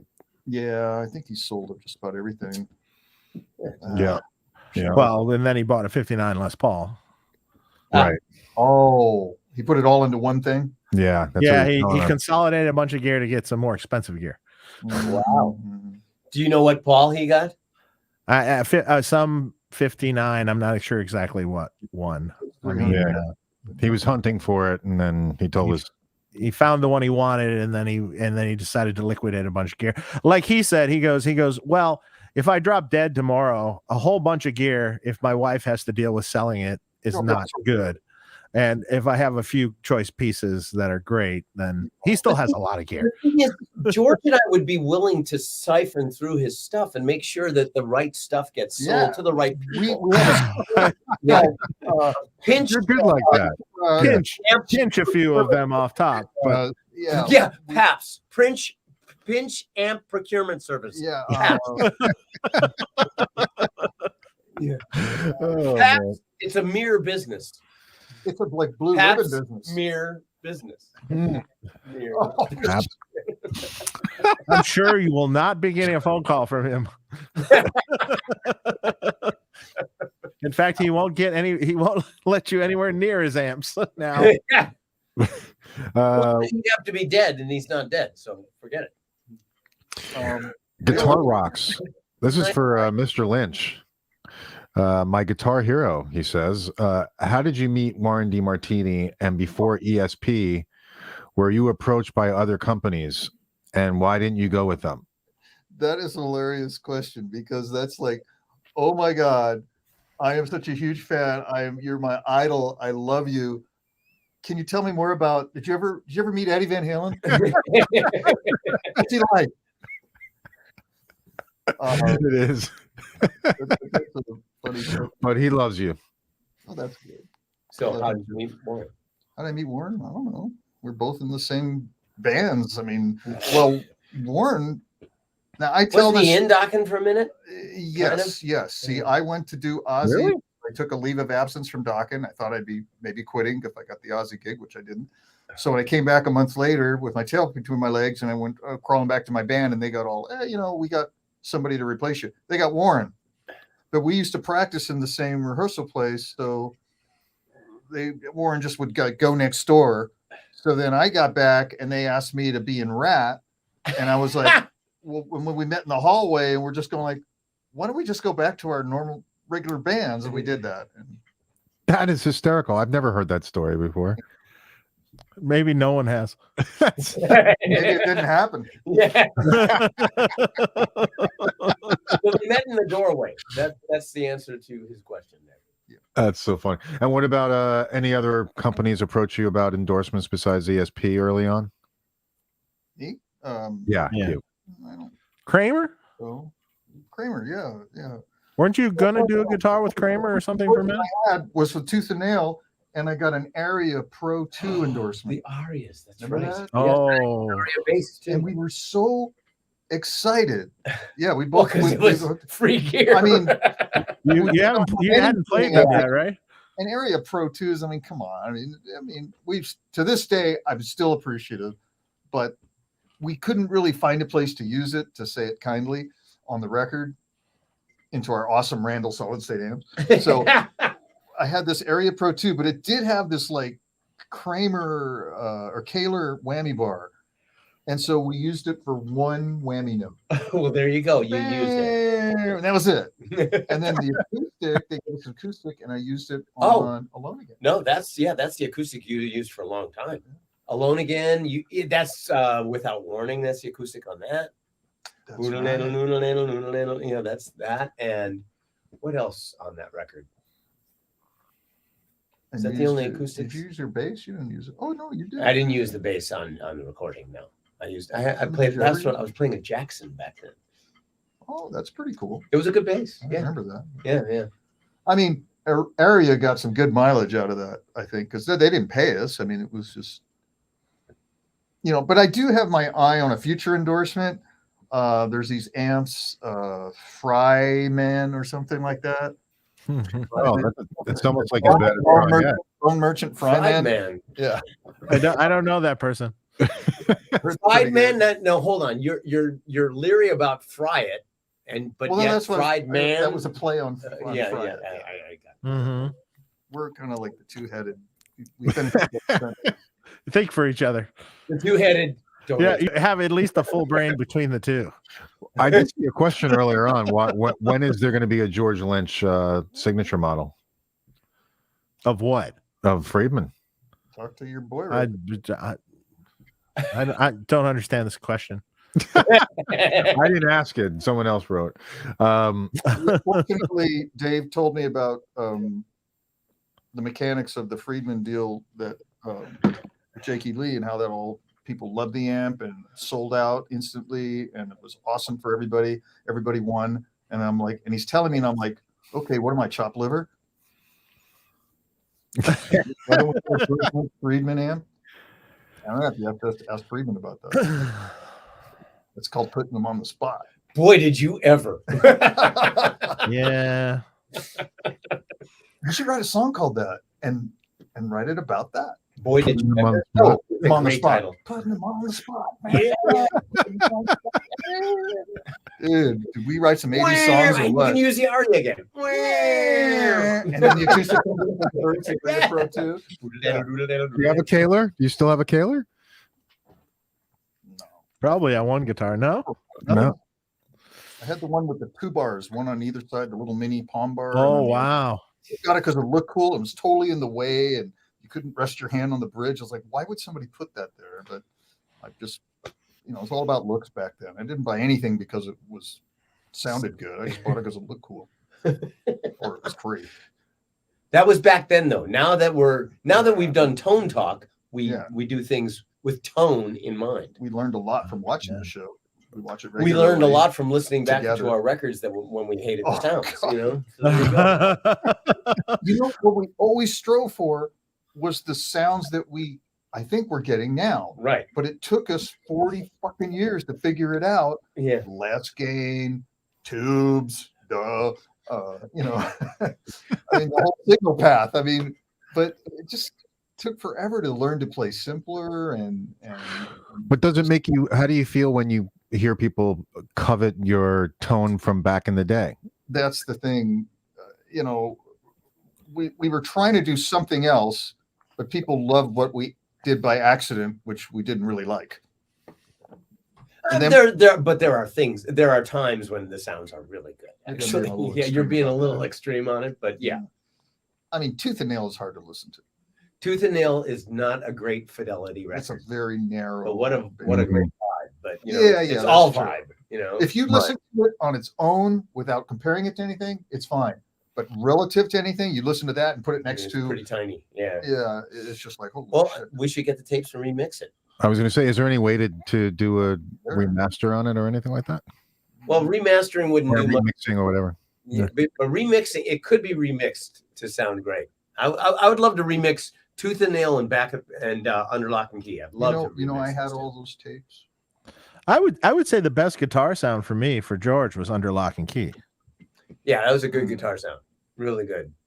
Yeah. Well, what one thing that people fail to consider sometimes, I think, including myself, when you're talking about those old school tones, is that the one big, huge fucking difference that you're not going to fix is you're not going to 2-inch tape. Oh yeah. Right. That's long gone. Well, Jeff, were you happy with your bass tones back then? I was happy in the studio. They were bass shy. They tended to be very bass shy on the mixes, which I was not crazy about. And always had to fight. But that was our managers also managed Metallica and Def Leppard, and this was and if you ever listen to the Metallica and Justice for All record, there's no bass there at all. No bass. No bass. And I remember Jason. Well, we were touring with them right when they were kind of mixing that. And I remember Jason was like so depressed because there was no bass, but that was our management was on this big thing about, no, it's got to be really mid-rangey. And, but then they turn around and get Bob Rock a couple years later and everything sounds amazing. Right. So to answer your question, in the studio, the bass tones were great, but they were just never mixed loud enough on the records for my taste. Right.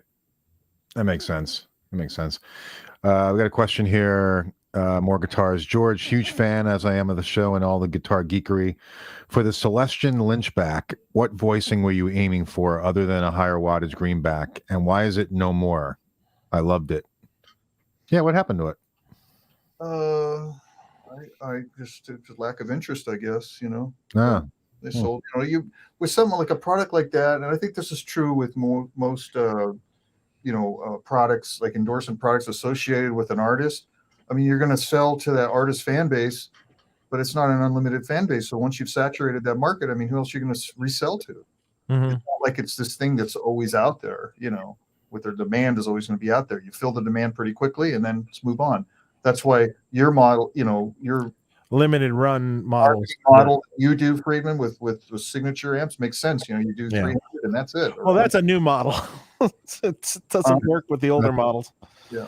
I mean, a lot of the signature amps that we have had in the past don't sell at all anymore. I mean, almost zero. Yeah. And then there's some that just continue to sell. Like So, which one? Jerry Cantrell Derek Cantrell was going to say, Yeah. continuously sells, I think, forever. Wow. It just seems like it's a constant seller. Wow. It's a great sounding amp. I bet it is. So the 100 is, you're talking about the 100? more so now the 20, Right. but I've got- the 100 is popular still too. Right behind me. Yeah. Yeah. That makes sense.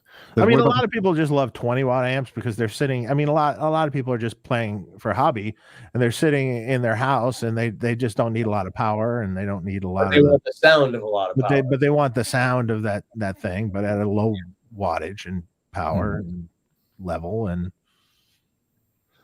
occasionally they say those are too loud too. Our speakers in the other room, so we can't actually hear how loud they are. Perfect. That's the beautiful part. Yeah. And that's why you have your own studio. Yes. Bobby is a question for Dave. Is there any plans to put out a Friedman Richard Fortus model based off his Mick Mars head? I don't know. Let me tell you right now, as far as releasing anything, it's a problem. I mean, the supply chain is so fucked up, and you can't get parts, and you can't get stuff, and you're just barely scraping by to produce the products you already have, let alone put out something new. Right. So it might be a minute before we do anything else new like that, or like a George Lynch model. Yeah, but the George Lynch model is just going to have crappy parts, so you can just get those anywhere. Maybe you can just endorse the 50-watt plexi that I'm going to make. That seems like an amp you could use. Oh, wait a minute, Area Pros calling. They want to revive the endorsement. Oh, there was a clause in the contract. They have the first right of refusal, and if we don't opt out, it automatically opts back in. Wow. For 40 years for later. another- How yeah, cool. It Wow. starts on the 40-year mark, and then the clock starts. Smart businessmen they are. So we're locked into Area That's a Pros. serious contract. Yeah, for the got to get rid of all these P bases. We'll make them an That's what offer they if said we in the can. text message. Sure. Yeah. They Well, say they're going to see you in court or something like that. see you in court, my friend. Right. And All right. You got your new lawyer, right? Dewey Cheatham now. You lawyered up. Yeah. Approach notes for under lock and key. Oh, I remember you talking about this, George. Michael Wagner said George's 4-track was involved, that you used that as a preamp before hitting the amp. And was it used to Oh, you color the sound of the mic I up? think that was on Tooth and Nail. It may have also been on Tooth and Nail, but that was just for some solo thing I did or something. So I do some of the solos. But when we did under lock and key, that was, and Wagner did that, right? Mm-hmm. But it was Yeah. And we were sitting, I remember sitting at the board, and It was hidden under the board, right? You were saying? what do we call our recording setup? On the Scrotum board? sound. Scrotum sound, because it Yeah. smelled like fucking balls in the fucking room. So we'd been there for 4 days without a shower, just fucking just going at it, man. Yeah. Well, not going at it, you know what I mean, writing songs. Okay, so anyways, so let anybody think something. Yeah. So I mean, we're still going at it. That's what we've been doing all day today. That's why it smells like that. Got that scrotum smell. More like shaft than There- there's a song. Got that scrotum smell. Taint tone. There you go. tone taint. Don't taint. What were we talking about? Oh, so The X15. when we wrote songs, our studio, when we wrote all those Dokken records, was a Fostex X15. X15. That's right. Religious. I mean, we loved that thing. It had a tape compression. It did a did. tape compression. It did. It was awesome, awesome, awesome. And Jeff has been the engineer. He was always the engineer. And that's what we started out on. And we would get great results with those things. Yeah, we did. I mean, if we heard it now, I would love to hear it now. Fuck, could you imagine? But I mean, the processing we had. They're probably going for a lot of money now. probably. I would love to get. It's on my list. I mean, I don't know what I do with it, but it was the GE7. It was the Boss G7 EQ. Yep. Into the Echoplex. Into a Rockman. No, we didn't use the Echoplex. Oh, we didn't use the Echoplex? Okay, No, into the Rockman. Yeah. You're right. X100, a Pro or whatever in the rack. That thing. Actually, that's the same one. Oh, we still got that's the same one? That's the same one. God. You didn't know that? Is there 'Cause we've cocaine used in it? Probably. We could write some 80s songs. And we could take out all the bass out of the mix and it all high end. Oh, cool. Thanks. Amazing. Who was It'd basing? be all guitar. But we took that signal chain, or what do you call it, and we plugged that in, side chained it to everything else we had, all the amps with the 16 microphones in the big room, but that was on another fader, and Wagner was against it, and he was like, oh, do we have to put that in there? But he ended up loving it because when you just tuck it in, it does a thing. It's like a glue that fills in all the gaps. Fizz.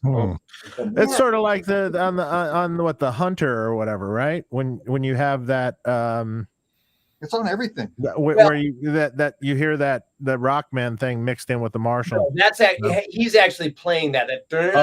He's actually he overdubbed. That's an overdub clean thing that probably did use Rockman clean. No, I think for that, I think we were into the JC, the 120s by then. You know what else I used on that record for a lot of clean sounds and other weird sounds and low bass sounds was the GR Roland 7. Oh, you didn't end up using much. Oh, I used it. I spent a couple of days tracking synth. I remember that, but I don't think you with ended the up stabilizer using bar. that much of Oh, it. yeah, it did a thing. We went through the whole record and just did little things here and there and a lot of bass stuff. little things like that. Yeah, a lot of bass stuff. Because I remember it was hard to track because you had to anticipate all the notes. Right. And you had to latency. Yeah, the latency. Major latency. Way ahead of it. Yeah. Huh. Oh, that's difficult. We plugged our Scrotum sound rig into a side chain kind of situation where it was up on the on the Neve on its own thing and it got used. It was pretty awesome. That's super cool. Our friend Michael Torin, how you doing, buddy? Love the Ampeg AEB1 hanging on the wall. Can you go through the guitars, basses in the studio? Oh boy. Okay, sure. All right. So so there's a mandolin. You don't care about that. All right. So number one, let's start off with 63 T-Bird in incredible condition, and in a box I have I have the case, which is pretty beat up. It's the original case and the original pickup covers with the mute and everything, which I'd never even seen on a T-Bird before. There's my daughter's, that's what she gets to buy a house with someday. 67 Hofner. Right. Wow. Beautiful. Underneath the lamp light there, that's a 68 Hagstrom 8-string. Oh, super cool. Yeah, love that. That's just a 93 SG, no big deal. 10-string bass, Marvin, love that. 10-string. Wow. Yeah, 10-string. Low B with octaves, all of it. It's amazing. Great bass. Love that. What's the body? Can you see the body on it? Bro, that's a 78 Les Paul. Are you seeing these, by the way? Because I can't see it. Oh, okay. Yeah. Part of them, yeah. Yeah, we can see them. All right. Next to that, really magical guitar. That's a 64 Fender Electric 12, which is the same model Jimmy Page used for Stairway to Heaven and stuff like that. Sound the same. Great 12. Best electric 12 string I've ever played. 82 Strat, nothing special. 65 335. That's a great guitar. Awesome. We use that a lot. We've used that a few times today already. Great guitar. 64 175. Pretty cool. That's a great guitar. We don't use it very often, but we have used it a few times. That's a Dan Electro baritone. That was new probably 15 years ago or something. This is a Bedell acoustic that is wonderful. It's a smaller body guitar. So it's tight and punchy, really nice.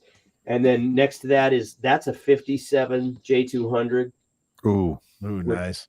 An amazing guitar. And you double the other side with those two, doubling with those two acoustics is just the best. This is a 90s Guild 12 string, but it's just a magical one. Sounds amazing. Just amazing 12 string. Cool.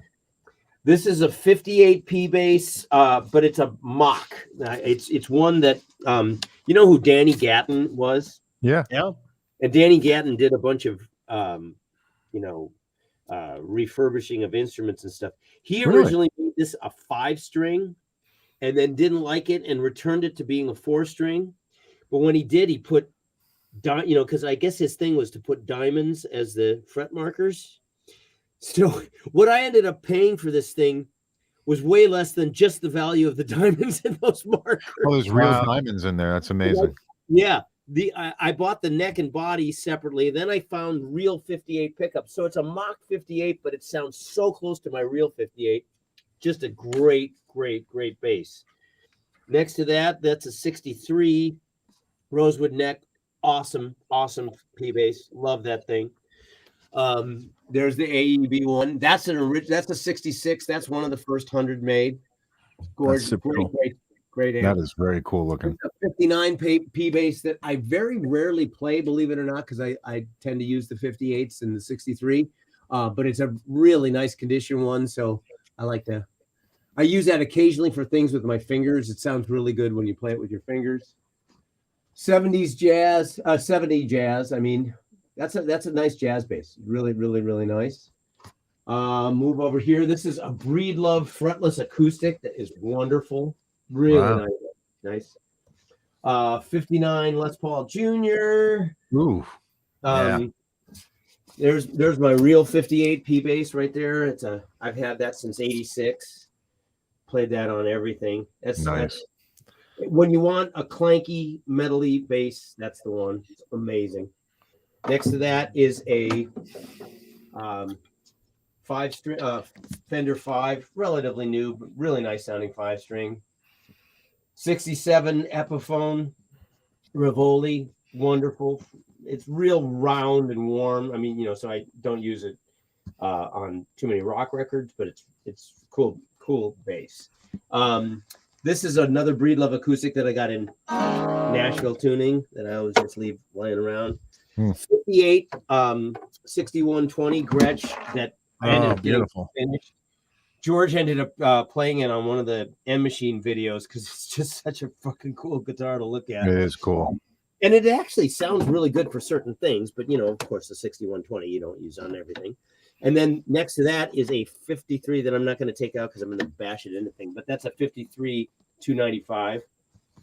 That's a nice guitar. Very cool. And my 55 Paul that has 59 PAFs is under those cases.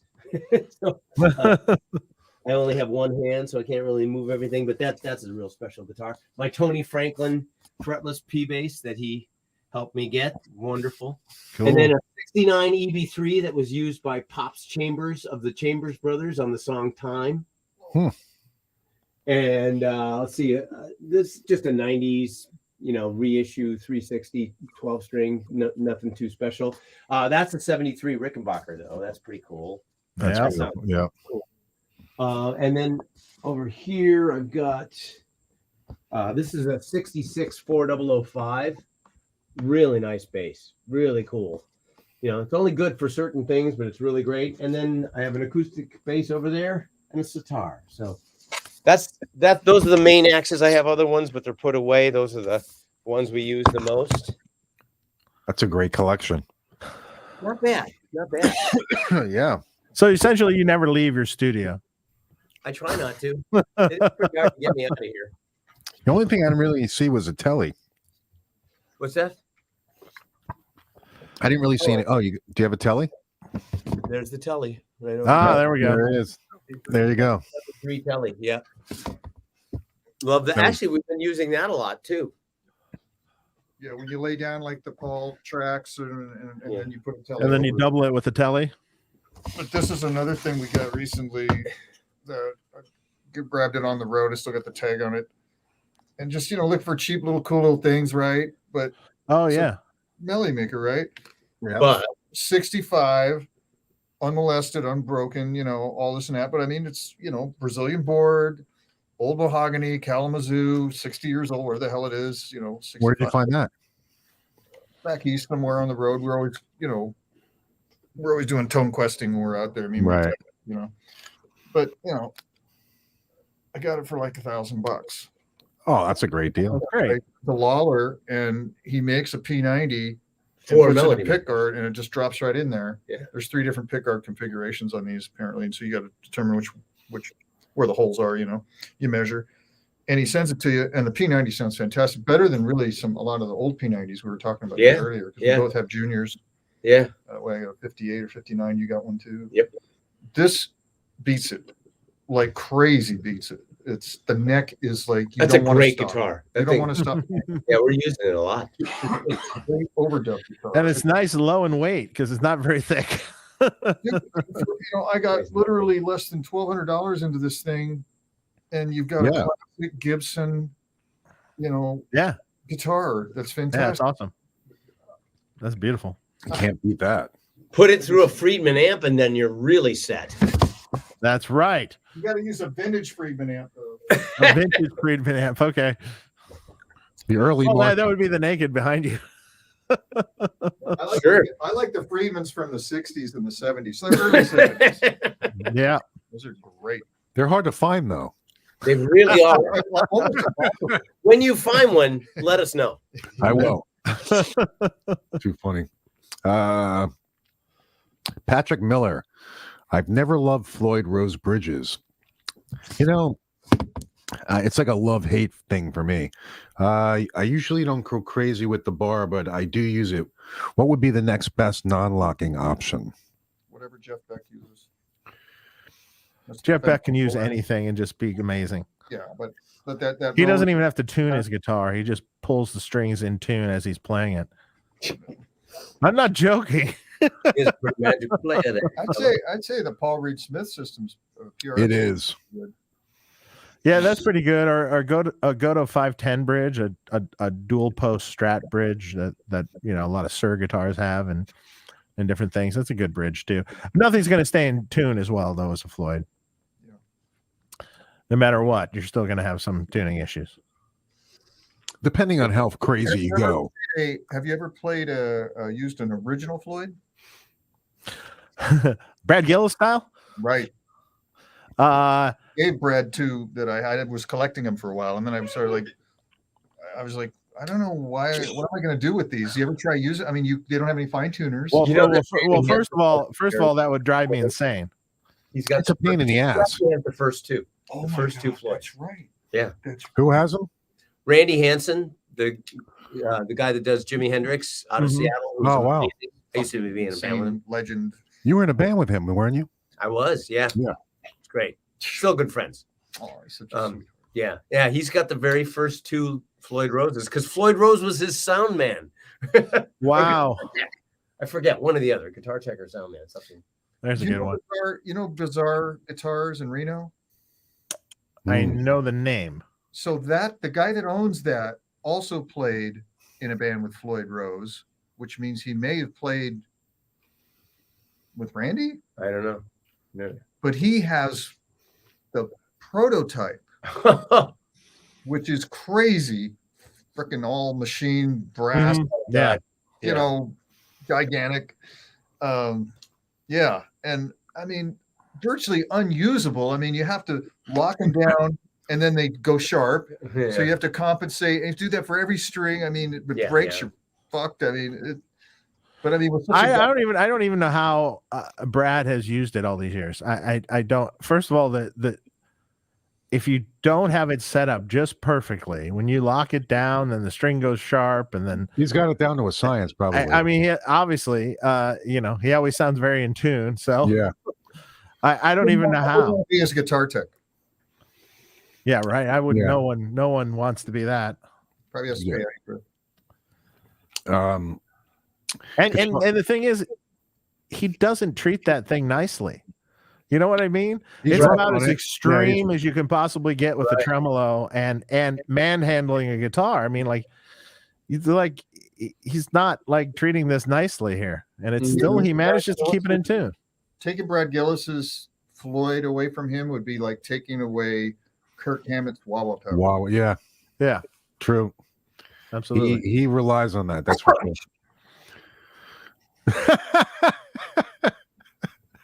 Sneeze. What are you getting mad at me for? Well, I mean, because you sneezed on me, and this is COVID. It's You know, just Omicron. It's not freaking Delta. Omicron. Oh, not Omnicron. You know? Yeah, but no one wants to be held up in a hotel for a week. Yeah, Well, I already have. I know. we got the old school, like when men were men. Yeah, COVID. because I had to go for 10 days. It Yeah, was not just a week. new- Yes, you and Bruce. Yeah. Back in our Omni, day when we whatever. had the Delta, we were 3 getting- days. Like None of this 5 days shit. Yeah, exactly. men and played on 10. Guitar Rock says that if George sells his Plexi, he calls dibs. Which one? Well, the 6800 watt is the one. Well, you got some 50s that are great too, Oh, they're amazing. Yeah. and the Park, and yeah. So, After that, it's like I'm almost getting to the point. Jeff and I talked about this. It's just like, okay, we have all this stuff. How much of it do you actually use? True. How often? couple amps. 10% of it, right? As far as a lot, yeah. Yeah, like would your life change significantly or music change significantly if you got rid of 85% of the stuff that that collects back? Same for me, probably same for a lot of people. Yeah, of course. So what about this kind of like this idea of like, when did it become a thing that you have to own all these guitars? That was never a thing when we were growing up. You had Right. one guitar. Right. Maybe you had two. That would be crazy. yeah. It just wasn't even a thought. You even go back to like the Beatles in the 60s. They had plenty of money, but they only had a few guitars. And, Right. I mean, as they went on, they started Right. getting more and more and more and more. Sure. Right. You know, most And people. everybody that you can cite from that era is probably the same kind of Well, story. They had when a we few. did Tooth and Nail, I only had the Jackson. I had a Charvel. And then did I have any of my? I don't think I had any of my vintage shit at that point. I had a T-Bird. I still had the old T-Bird. But yeah, I mean, we only had a few. We had a few. We had a few, but world touring, platinum record selling rock act, and we had a few instruments right, each. And, right. And when did it become a thing? And why did it become a thing? Is that Because it's cool. and guitar it's fun. industry thing? It's fun. It makes it interesting. Here's with diamonds. You have to to prove that your love. You have to spend a quarter of your annual salary on a diamond, so that you're proving that you're. That's what they say. So is it the same with the guitar industry? Is like, if you have to have 6 guitars. Who says? If you really love it. No, I mean, no, you don't. You don't. No. You don't need it. Yeah, you need a Paul. You need a Strat. Okay, so you realize that we just took a tour of this entire place and showed our Bragged yeah. But you know what it is? It's wallpaper. Yeah. Have you seen like Rick Nielsen's video? There's a video of like his collection recently by Gibson. Amazing, incredible collection. I mean, like just rows of guitars. Like I couldn't even believe the collection of guitar. I was like, He was also the first guy in America to have a Mellotron. But and by the way, I have a Mellotron too. That's cool. oh wow, that is cool. Yeah. You don't see that often. Yeah. With George's apple on it. Nice. Yeah. Maybe put The magic tone. on them. But yeah, he's he's got so many instruments. It's crazy. Crazy collection. I'm blown away. We got another question by Ray Sui. Love you guys. My first concert was Dokken open for Loverboy on the Under Lock and Key record. You guys sounded awesome. What were the live rigs that you both for both of you then? Thanks, Mark and Dave, for Tone Talk. Do you remember your live rigs for Under Lock and Key? Yeah, I know. I still use the Ripley basses. So I was using Ripley basses, but I was in SVTs by then. I started using SVTs in 85. ESPs and metal Marshalls. Yeah, you would have had Marshalls by then. But I had some, what are the AOR? Who made AOR heads? Laney. Yeah, I had some of those. I was going with those for a while. And I had those in the studio and I might have been using them on Under Lock and Key, like maybe just one and a Marshall or two Marshalls. Yeah, for that was in the or mix. Something. I don't think you had it live. Didn't you have some Frank Levi modded Marshalls too at one point? Yeah. Caswell. Mm. The one amp that I had an amp from SIR that I rented that Slash ended up Recording, which was the Appetite for Destruction, or whatever it's called. And then where is that amp? And I remember no one knows. I wanted to buy it. It was so amazing. I was just I want to buy and they wouldn't sell it. Well, didn't you also rent a lot that purple Marshall of Aspen Pittman's? Right, Aspen Pittman's. Yes, he did. Right. Oh boy, he made so much money off that because he rented it to me, and I had it. I loved it so much. I took it on the road and rented it from him. Yeah. And he didn't give me a break. It was like a daily charge for years. Yeah. 10 times over. Yeah. And then because I used it on all these records, it became a thing. And so he put it in his book. So it's got a full page in his book. This is the amp that I loaned my friend George. Well, no, he rented it to me for like $35,000. And then it became incredibly valuable. And then when he sold his collection to Guitar Center, historic, they started their whole thing with his collection, all the really? Yeah. And that was one of the key pieces. And I'm sure he got a couple bucks for it. And can you imagine what that would go for now?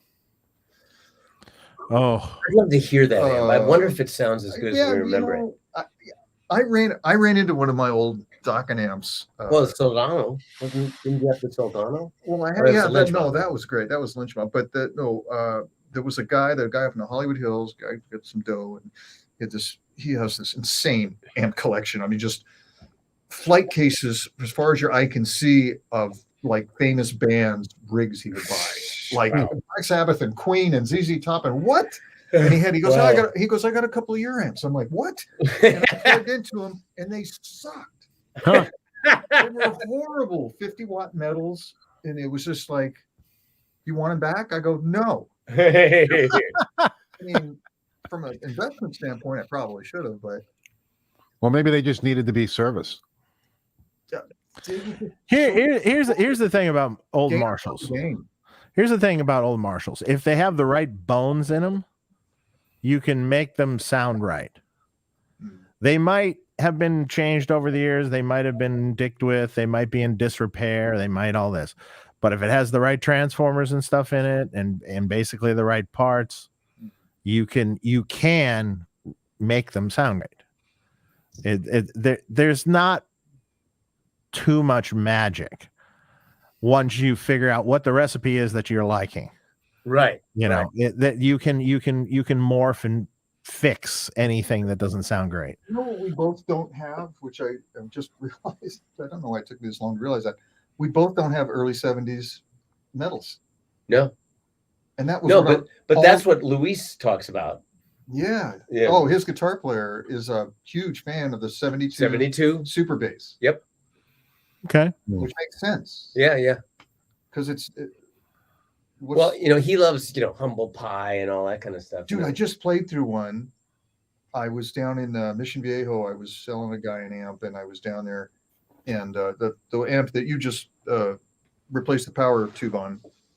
Dave, this guy has an incredible old Marshall collection, and he has a room of just super basses.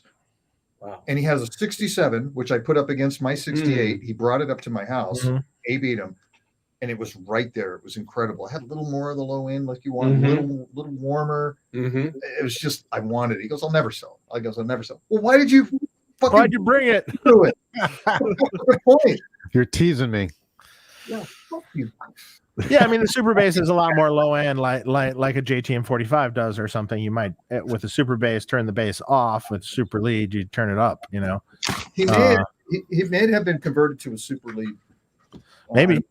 And you know, well, like I said, once you figure out the recipe that it is that you like, all these Marshalls are like convertible to what you like. You know, like you can tune them. You know, or I can at least. You can tune them into being what you need them to be. This is another thing we don't have, and that we haven't messed with, which we both want to mess with, I'm sure, is the pre-68 plexi thing. So the whole with a tube rectifier, the KT 88s or 66s or 77s or whatever, the JTM 45s, 65, 66, whatever, all that stuff. Yeah, JTM 45 is cool. It's just going to be a lot more like a basement. It's more bass heavy. That's like the Dirty Shirley. People have told me that they go, you wouldn't like it. It doesn't have enough gain, but I think I would. Well, it has enough gain, but it has basically the same gain, maybe just a touch less, but it's got a much fuller sound. So some people would tend to think it's loose, if you're going for a tight rock sound. But if you're going for like semi broken up, say like AC/DC broken up and just a big fat, classic humble pie things, it's going to be really cool, especially with like say a junior or something. It's going to be super cool. So last week you were playing through my 66 18 watt. Yeah. 212 18 watt. I posted that on Instagram and I got a ton of people just loving the tone, and I, like regretted, like, why did I sell that? That's basically what we're talking about, right? That's a JTM. Well, no, that's an 18 watt circuit. That's like a 18 watt Marshall circuit, essentially. That's way different, actually. But it's not. It wasn't gutless. I'm trying to. You should just get a really good JTM 45. Here.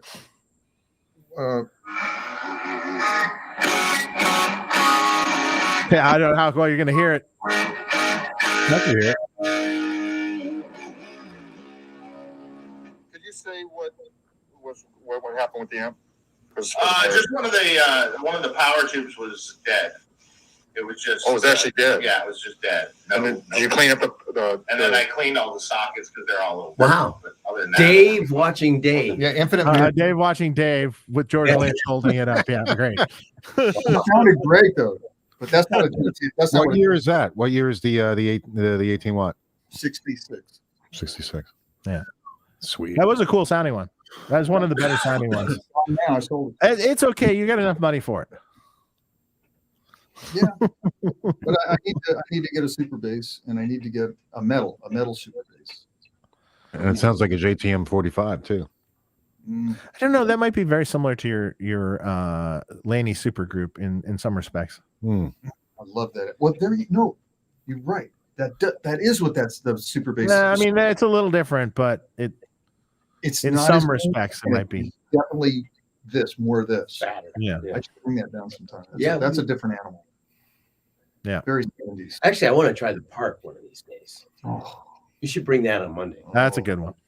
Yeah, bring that on Monday. Yeah, that's more Marshally. The Laney is a different thing. Yeah, but I mean, like for a double with something different, That sounds like a plan. Yeah, what we need is more Marshalls. That's right. Yeah, or Friedmans, or Nakeds. Yeah, you can never have too many Nakeds. Never. It's time to get naked. It's time to get naked. More naked. Again, that's our marketing company. We have Pinch Marketing. We come up with slogans for your company. Well, I'm thinking there should be a naked twin sister. Well, yeah, that's what I was thinking. But if Jeff were to get a twin sister, he could put it with the naked. So then it would kind of be a naked twin sister, right? Naked twin sister. Naked twin sister, Marsha. My naked twin sister Marsha. There you go. The slogan could be, you want to see Marsha's naked with her twin sister. It's only a new one, though. We have to, we charge you separately for different ad campaigns. Regions. Yeah. I see. Where do we send the invoices to? I don't even know. Well, we can get a retainer. It's a Mark at Tone Talk. Write this down. Okay. Yeah, but it's worth it. You'll see your sales, like your sales are like this right now, and then it's just going to be. What's our phrase again? It was really cool. You can always get more naked. Yeah, time to get naked or something. Yeah, time to get more naked. Boof, bam, sales like this, and then you stop using it, and then sales back down, like even worse than before. Yeah. And then you call up George and Jeff, pinch marketing slogans, and like bam! like remember, as soon as we introduced things go better with Coca-Cola, just boom, dude, that was one of our first accounts. I know. We didn't even charge them that much. It was like $300. Wow. Coca-Cola. Well, I mean, they said maybe you should start a marketing firm, guys. That's why we did it, because we were into Coke. Yeah. Yeah, we did. But hey, you know. Oh my God! It didn't go better with the Coke we used. By the way, it started out good, and it got way worse. Fucking lion sack of shit, Coke. Yeah, they didn't live up to their name. Is that a Grit came by that we ignored? Okay, sorry. Yeah. Any Freeman DeMartini updates? Asking for a friend. No updates, no nothing. There's nothing set in stone anywhere. So, well, you got warned to actually do something. Maybe. Maybe. Taylor 315. Outstanding show tonight, guys. George, is it true that you showed Rhoads how to play the solo in Flying High Again? I had someone the other tell me that was true. I know you on our show you told us that you showed him a lick or something at lunch, and then he went and recorded. You see the movie tapping, right? Guy that was when he was in high school, he was in the football team and he missed the catch for the big touchdown, and he never learned to live it down. Like he's 50s, he's still reliving that moment of shame. That's how it is for the lick. Yeah. Well, we were doing a show with Quiet Riot back in whenever it was, and some club and wherever it was. Anyways, one movie with that one guy, and then and he was like, and I was warming up, and we were sharing a dressing room, and he was like, he caught that, and he was, I was doing that thing, which is the 4/7 tap 12, and then down a string and up a fret. Super dumb. Right. Then you close it in, and then go up. Close it in, open it up. Whatever, silly. But anyways, I showed him that, and he's like, "Oh my God!" And it made me show it to him like 15 fucking times, and he got it. And then, a year later, it comes out on a record, and I'm like, God damn it. Where's my point? That was one of the early marketing things that you guys. Yeah. See, that was, we didn't give him a slogan though, thank God. Oh, for Randy Rhoads. Yeah. But then Infinite Mirrors, I went and did got hired to do a compilation record, and got to play me covering him playing the solo I showed him. Awesome. Randy should have made dog collars, because then he'd be a Rhoads collar. Oh, those are the wow. Oh, that's bad. I'm floating like wine tonight. I actually like that. That's actually really funny. Actually, one of our companies. It's what is it called? What's our company? Pinch Industries. Yeah, industry. We have a lot of different. No, it's Pinch Amp procurement services. That was the one. Paps is a mere business of ours. Paps mere business. Of ours. It's an S corporation. So it's an S. We also have another service where a lot of people don't know this, but it just came out with the amp scientists just reported it on CNN. But a lot of the old amps have all that. What's that shit that gives you mesothelioma? Asbestos. Asbestos. Yeah. And I bought a lot of them because people tell me, "Oh, this is the asbestos amp you're ever going to hear." And then anyways, Wow. Pinch, right, is Pinch amp pinch. procurement services. Yeah, it's kind of a hazmat thing. Are you talking about the service that we have for the names? I lose track. We have so many companies. I know. Well, that's what big businessmen We're do. Titans. Shell companies, they call them. You know. Yeah. Well, we also have a company that sells shells, but Oh. yeah, but we also keep the money there too. Oh. So it's Wow, it's a shell company. Shell where we company. put our shell- It's a shell company. Shell company. Wow. Oh my God, I'm dying. That's fucking. Yeah, but if you have one of these old amps that'll kill you, we'll come up in a hazmat suit in Jeff's fucking Pinto or Vega, whatever he drives now, and we grab it, and we usually charge you like what we normally charge $250, but for you guys, because we're friends and shit, 240. no, it's like 75. Really? No. Well, we'll lose money. Big break. That's a big break. Yeah, that's true. You got a point. We'll discuss it on the way down there. But anyways, take all your hazmat amps, and so you won't die for whatever that thing is that killed Asbestos. asbestos. The bestest amp you'll ever try. You'll ever hear, dude. Stretch. After this show, George's amp repair invoices have gone up. So, So what's the custom color on the fried Lynch man head and cabinet? He wants seafoam green. you done purple already? That's on the Jeff Pilson model. We've done some custom purple amps, but no purple. Purple because my Marshall from all those days was that with the purple. Yes, That's right. That would just fit, wouldn't it? And you love purple, Jeff. I noticed that. That is my favorite color. No question. Whenever we do photo shoots and we'd have costumes or costumes, I'm sorry, outfits. Costumes. No. Costumes makes it sound like we had. Well, maybe some of them were costumes. No, that would never happen. We had real. Remember, I was always. Oh, have you ever talked to Don? No, he'll say, I was always against that, and I was really into it. I just think we should just be leather and denim and jeans. You mean like what Cliff Bernstein actually did say? Actually, Cliff did say that, but back then I think we all had our outfits made by the same guy, and they all looked Judas Priest and Motley Crue and Rat and us and this guy and that guy. We all had the same. There was a look. Yeah. Now it's you can buy that stuff from. Oh, there you go. That was pre the guy though. That was before. We weren't too bad right there, actually. It was. Yeah. It was the next year. Yeah, it was the next level. Yeah. That we went glam.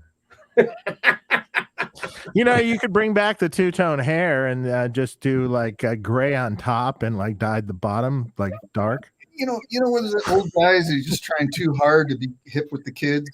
You don't want to be that guy. 67 with a freaking purple haircut. Now we're two-tone hair because we're graying. I got two-tone hair, believe me. I mean, the carpets ain't matching the drapes, if you know what I mean. Wow. I'm gonna go. All right, the question now. George and Jeff at the same time. George, I started playing because of your "In My Dreams" solo. Can you go into how you came up with the solo back then, and also into the creation of the greatest of all time, Mr. Scary? How'd you come up with the solo and also Mr. Scary? Well, I don't know about "In My Dreams," but the Mr. Scary, we were intended to be have vocals. We had Don was going to sing it.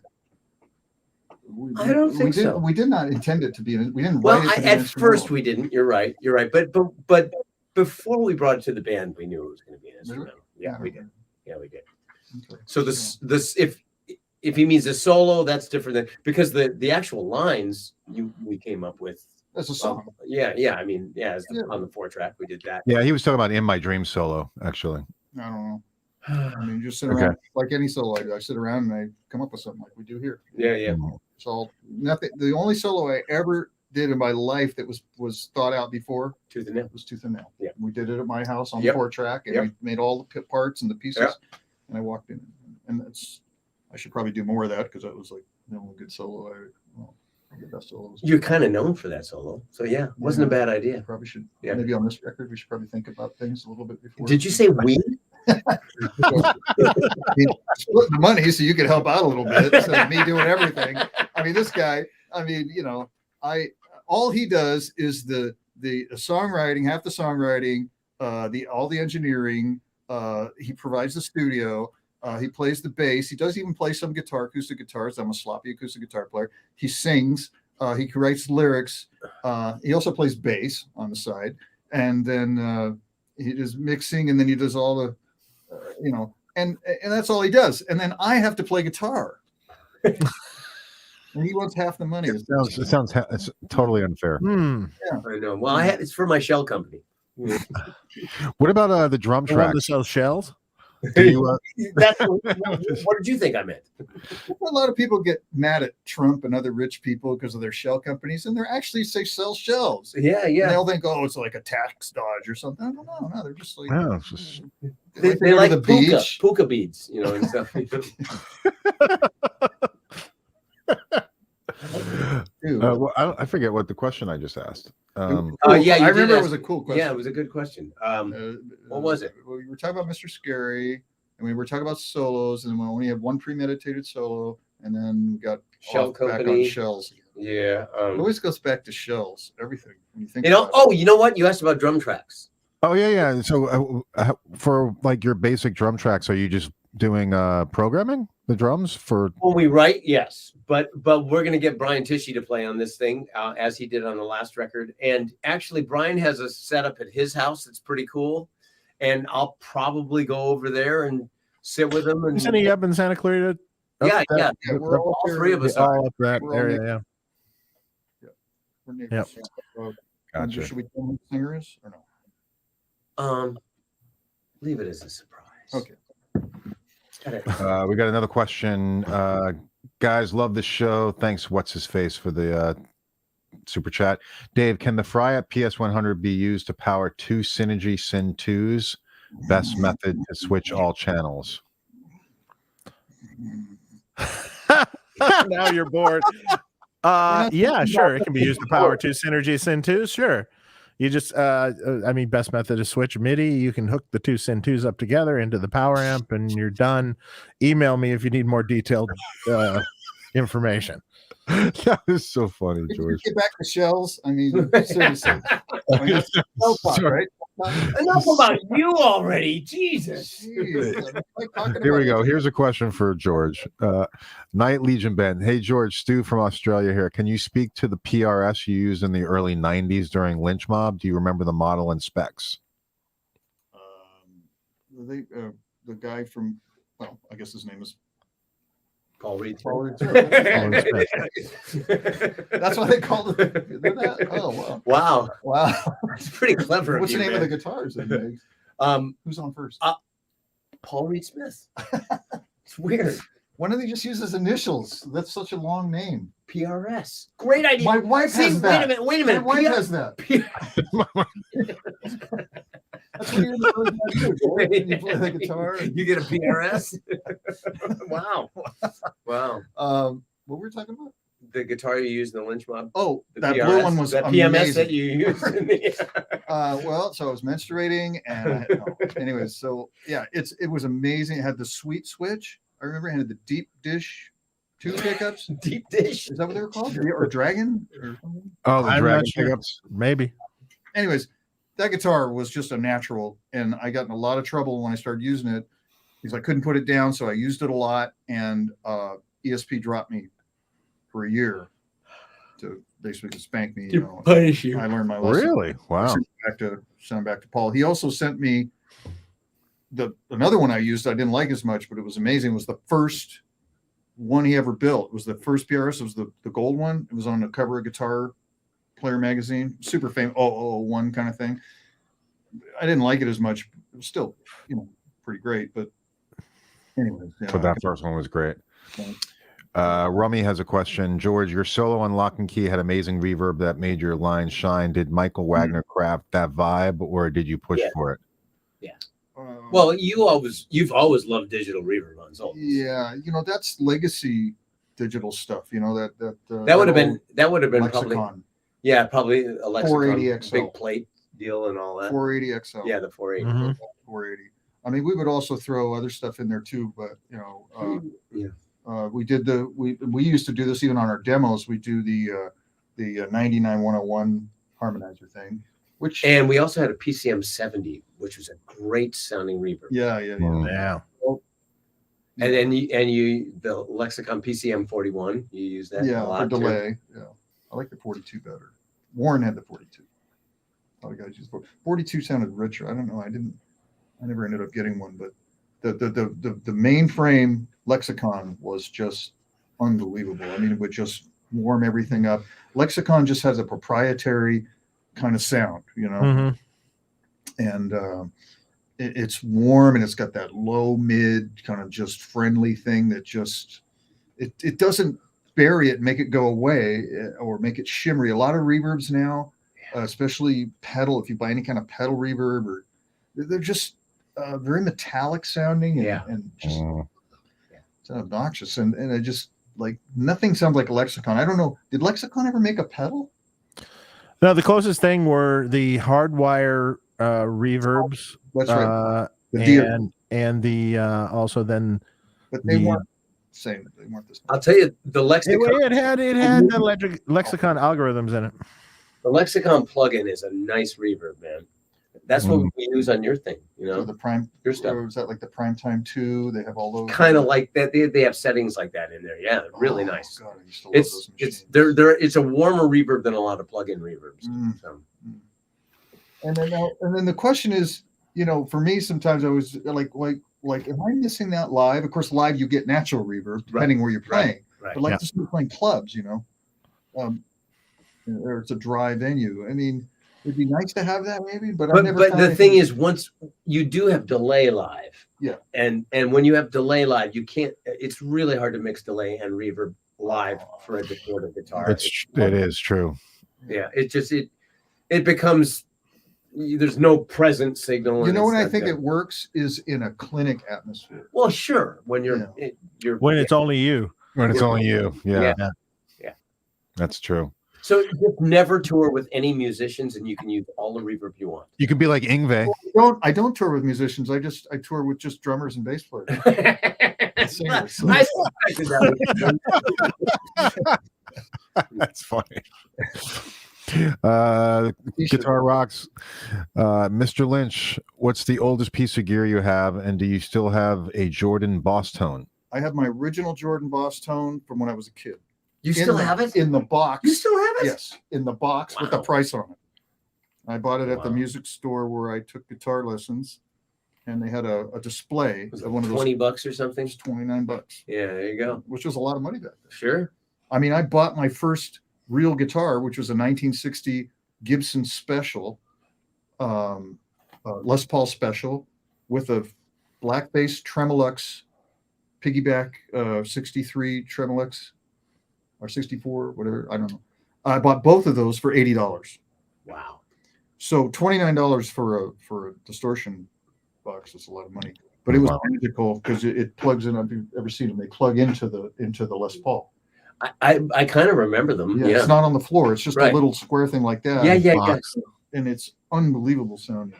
I don't know why we're not using it right now. Actually, when we get the solos out, well, being as I didn't know you had it. That's the reason I didn't suggest it. What do you think? Gee, we need to bring up the Jordan Boss Tone. I mean, it's not a thing. It's on your daily list in your calendar. But it could be. It could be. It should be. It will be. It'll be a new ingredient added. This is a great question. Where's the original Tiger guitar, George? I sort of sold it. So it's in somebody's private collection. Yeah, but I get to use it whenever I want. So I used it for the Dokken reunion tour that we did. You know, for big events, for something like that, I would probably get it back. That's cool. Available to me. That's a nice arrangement. Yeah. Sure is. Yeah. Hell yeah. Simon Hosford, awesome chat, guys. Massive fan of George. What about Jeff, man? Come on.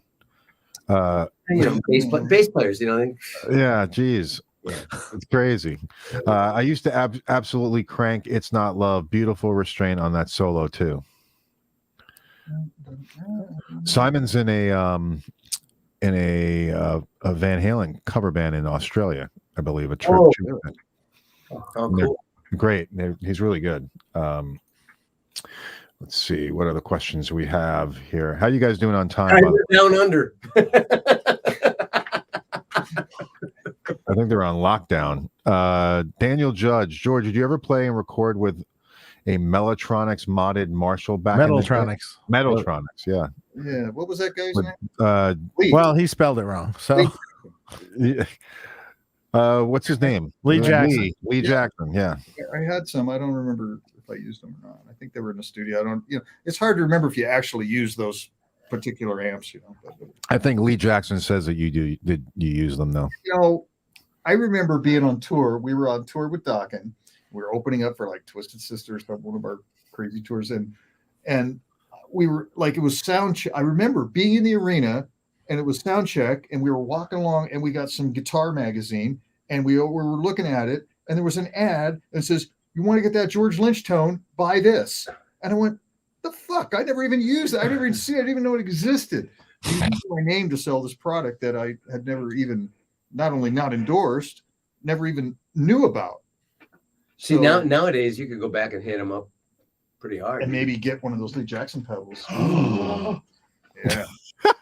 $80.com. No, and I even called them, and I kind of called them out on it. And Oh, really? you can't really retract a print ad. Yeah. Once it's out there, it's out there, right? Next month's issue. Another question from Daniel Judge. George, when you solo, are there any particular scales you prefer? Pentatonic, major, minor, harmonic, minor? I really like the Lixomidian mix. Lixomidian. Yeah, it's one of my favorite. Because I was just waiting for this answer. Don't you like the Phrygidian? The Lixomidian. it's just at that time of the month, I like that one. And then Yeah. I like to make up my own scales, really. I'm going to use that from now on, man. The Lixomidian scale. That is fucking awesome. I love to do the Lynchomidian too. The Lynchomidian. Flatted fifth. Yeah. Holy shit, that's Some of funny. those scales. Jeff knows it. It's funny when we're working together. Jeff is an actual like trained musician that went to like school and knows. No, notes. I'm not. I'm a bass player. He's a bass player. You just said you just dismissed him earlier. But we'll be working shit out while we're writing, and he knows. Well, thank God, but that's why we work together so great all these years, because you can, like I forget everything right after I play it, but Jeff, literally every single day this happens. I go, what did I just play? I forgot it. Because he goes, I'll play it again. He goes, no, you're not playing it. That's not what you did. I go, I think that's what he goes, no. And he takes my guitar and he plays it the way I played it. Oh, wow. And and then he just not as well. Yeah. Not as cool sounding. And then he'll add a sort of a more, I don't know how to use the term you would use, but I'll come up with something, let's say, and then Jeff will take it and embellish on it by adding an actual deeper musical kind of perspective to it. So he'll add this note that I would have never thought of in a million years. I go, oh, now it sounds like a Big People chord. Big People. That sounds complex now. Yeah, it's pretty cool. So Jeff, what do you enjoy playing the most? I mean, you play a lot of instruments. I mean, bass is actually my favorite instrument. I love playing bass. Under the right circumstances, which Skin flute. yeah, but I'm not as good on that. Pretty good. He's got a lot of practice. I was way better a long You got to time remember ago. to tickle the balls. But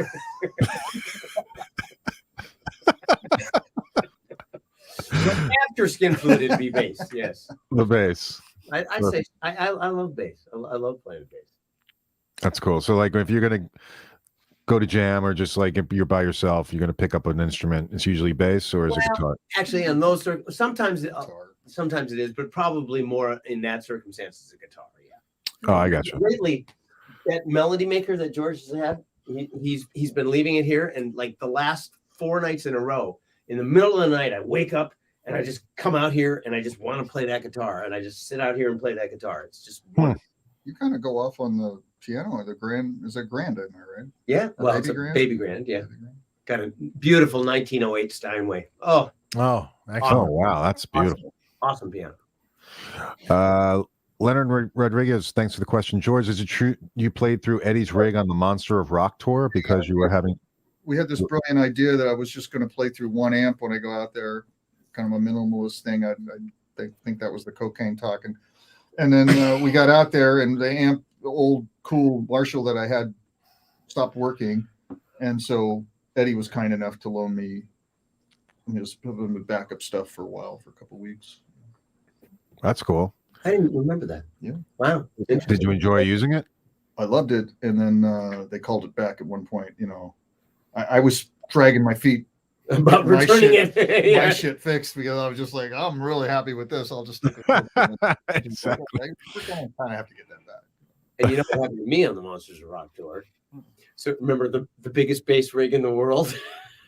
Remember that? Oh, it was like SVT So stack? Ampeg built me. It was really cool. It was really nice of them. They built me these amps with the idea of it being the biggest bass amp of the world. And in fact, in the 87 or 88 Guinness Book of World Record, I'm known as having the biggest bass amp in the world. Really? Wow, that's awesome. Yeah, I put my headset. But anyways, they built, basically it was like 3 SVT heads in one, in this gigantic head, and the cabinet was the equivalent of 4 810s. So there was Wow. 30 Holy 10s, shit. and I had 3 of those. But the problem is, we set it up the first day. No, actually, I think I only had 2 of those. Yeah, that was, yeah. So two of those whole things. We set it up the first day, and we get done with the sound check, and the production manager comes up and says, "We got to strike the bass rig. It's 9 inches taller than Michael's rig, and he doesn't want you using it." So, Oh wow. so poor Ampeg, who had gone to all this expense, they'd flown me out there to do all this promo and press and everything for the Monsters of Rock tour, getting me in the Guinness Book of World Record. You know, it was a whole big press junket thing. Oh wow. Never got to play it except for the sound check. Well, that's I'm surprised with Mikey that he would do that. You know, especially, yeah. I mean, actually, I didn't know him at the beginning of the tour. We got to be friends during the tour, and I bet if it would have happened the other, you know, I bet if I would have known him first, it could have been smoothed over. But oh well. Yeah. I don't think it was him, to be honest with you. I think it was the production people. Yeah, you're right. Yeah. I don't think Probably, he yeah. ever even knew. He certainly Probably. for sound checking. So Yeah, that probably makes sense. Daniel Judge, he's misspelled Metaltronics. No big deal, buddy. I wonder where that amp is now. well, they ended up selling it. They ended up selling it to the Japanese, and they actually did okay money wise. Okay, good. And then it's somewhere. It would be amazing to see that. It's But, somewhere in Japan. what are I you going to think. do with that?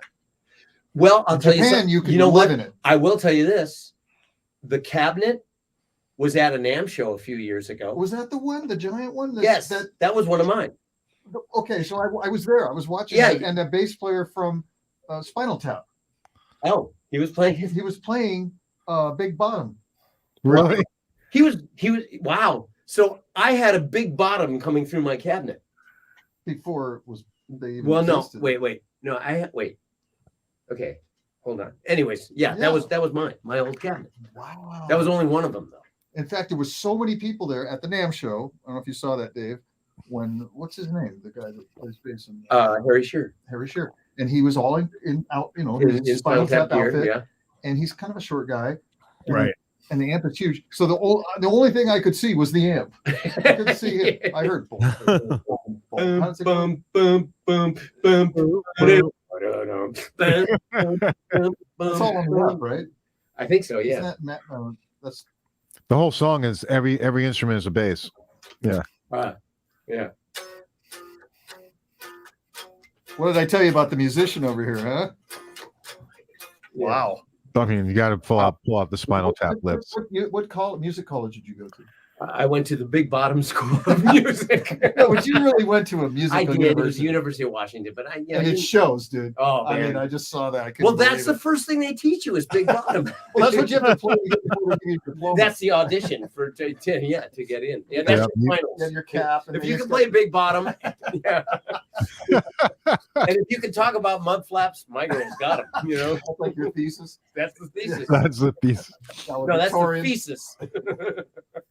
valedictorian, emphasis So how on dick. long does this show go? No offense, but As anytime you want to end it, you let me know. I'm gonna do what he does to me. He's gonna leave the room and come back in his I pajamas. probably am. Yeah, no, actually, I do have a family that's probably going. Where is he? Okay. Tonight's No, we can wrap it up. Yeah, we can wrap it up. No problem. Rob Cunningham, man. How are you, buddy? He says, awesome show tonight, guys. Thanks for the amps, music, and laughs. I think there's one more super chat though that maybe we can end the show on. Sure. Yeah, I know. I didn't mean this second. I meant like 2 or 3 seconds. All right, here's the question that ends the show. Has George ever blown a trans on tour? And if so, was it embarrassing? What happens on tour stays on tour. It's like Vegas. That's a good ending right there. That's very good. Oh, and Simon says he didn't mean to leave you out. It's been wonderful getting to know you better. This is one of my favorite Tone Talk episodes already. Thanks, man. No problem. I was just busting your balls. No worries. Jeff, George, man, thank you guys so much for coming on the show. Absolutely, man. So much fun. I haven't laughed like this in a while, so I appreciate it. If I didn't have a family to feed, we could do this forever. Could you guys? No, this is fine. This is perfect time. You guys call my wife and tell her that I was really doing this because she thinks I probably stopped at the strip club. Well, she can now see it on YouTube. She can go back and watch it. Oh, okay. Yeah, and well, actually, just call her and tell him that George blew a tranny, and that's why he's late tonight. So. Exactly. Because all those strip clubs are still in Clarita. Oh God, there's so many. It's like on the way home. All right, well, guys, we'll see you next time. We got another show coming up soon. Check us out on Facebook and Twitter and everywhere else, and we'll let you know what the next show is. And 800 coming. It's coming great. It's comfortably on the shelf behind me. Right. I haven't done anything on it. I haven't done anything on it yet. I know that look in his face when he's lying. No, I haven't done anything on it yet. I'm not lying. I don't need it. well, you guys hang on one second while we say goodbye to everybody. Take care, everybody.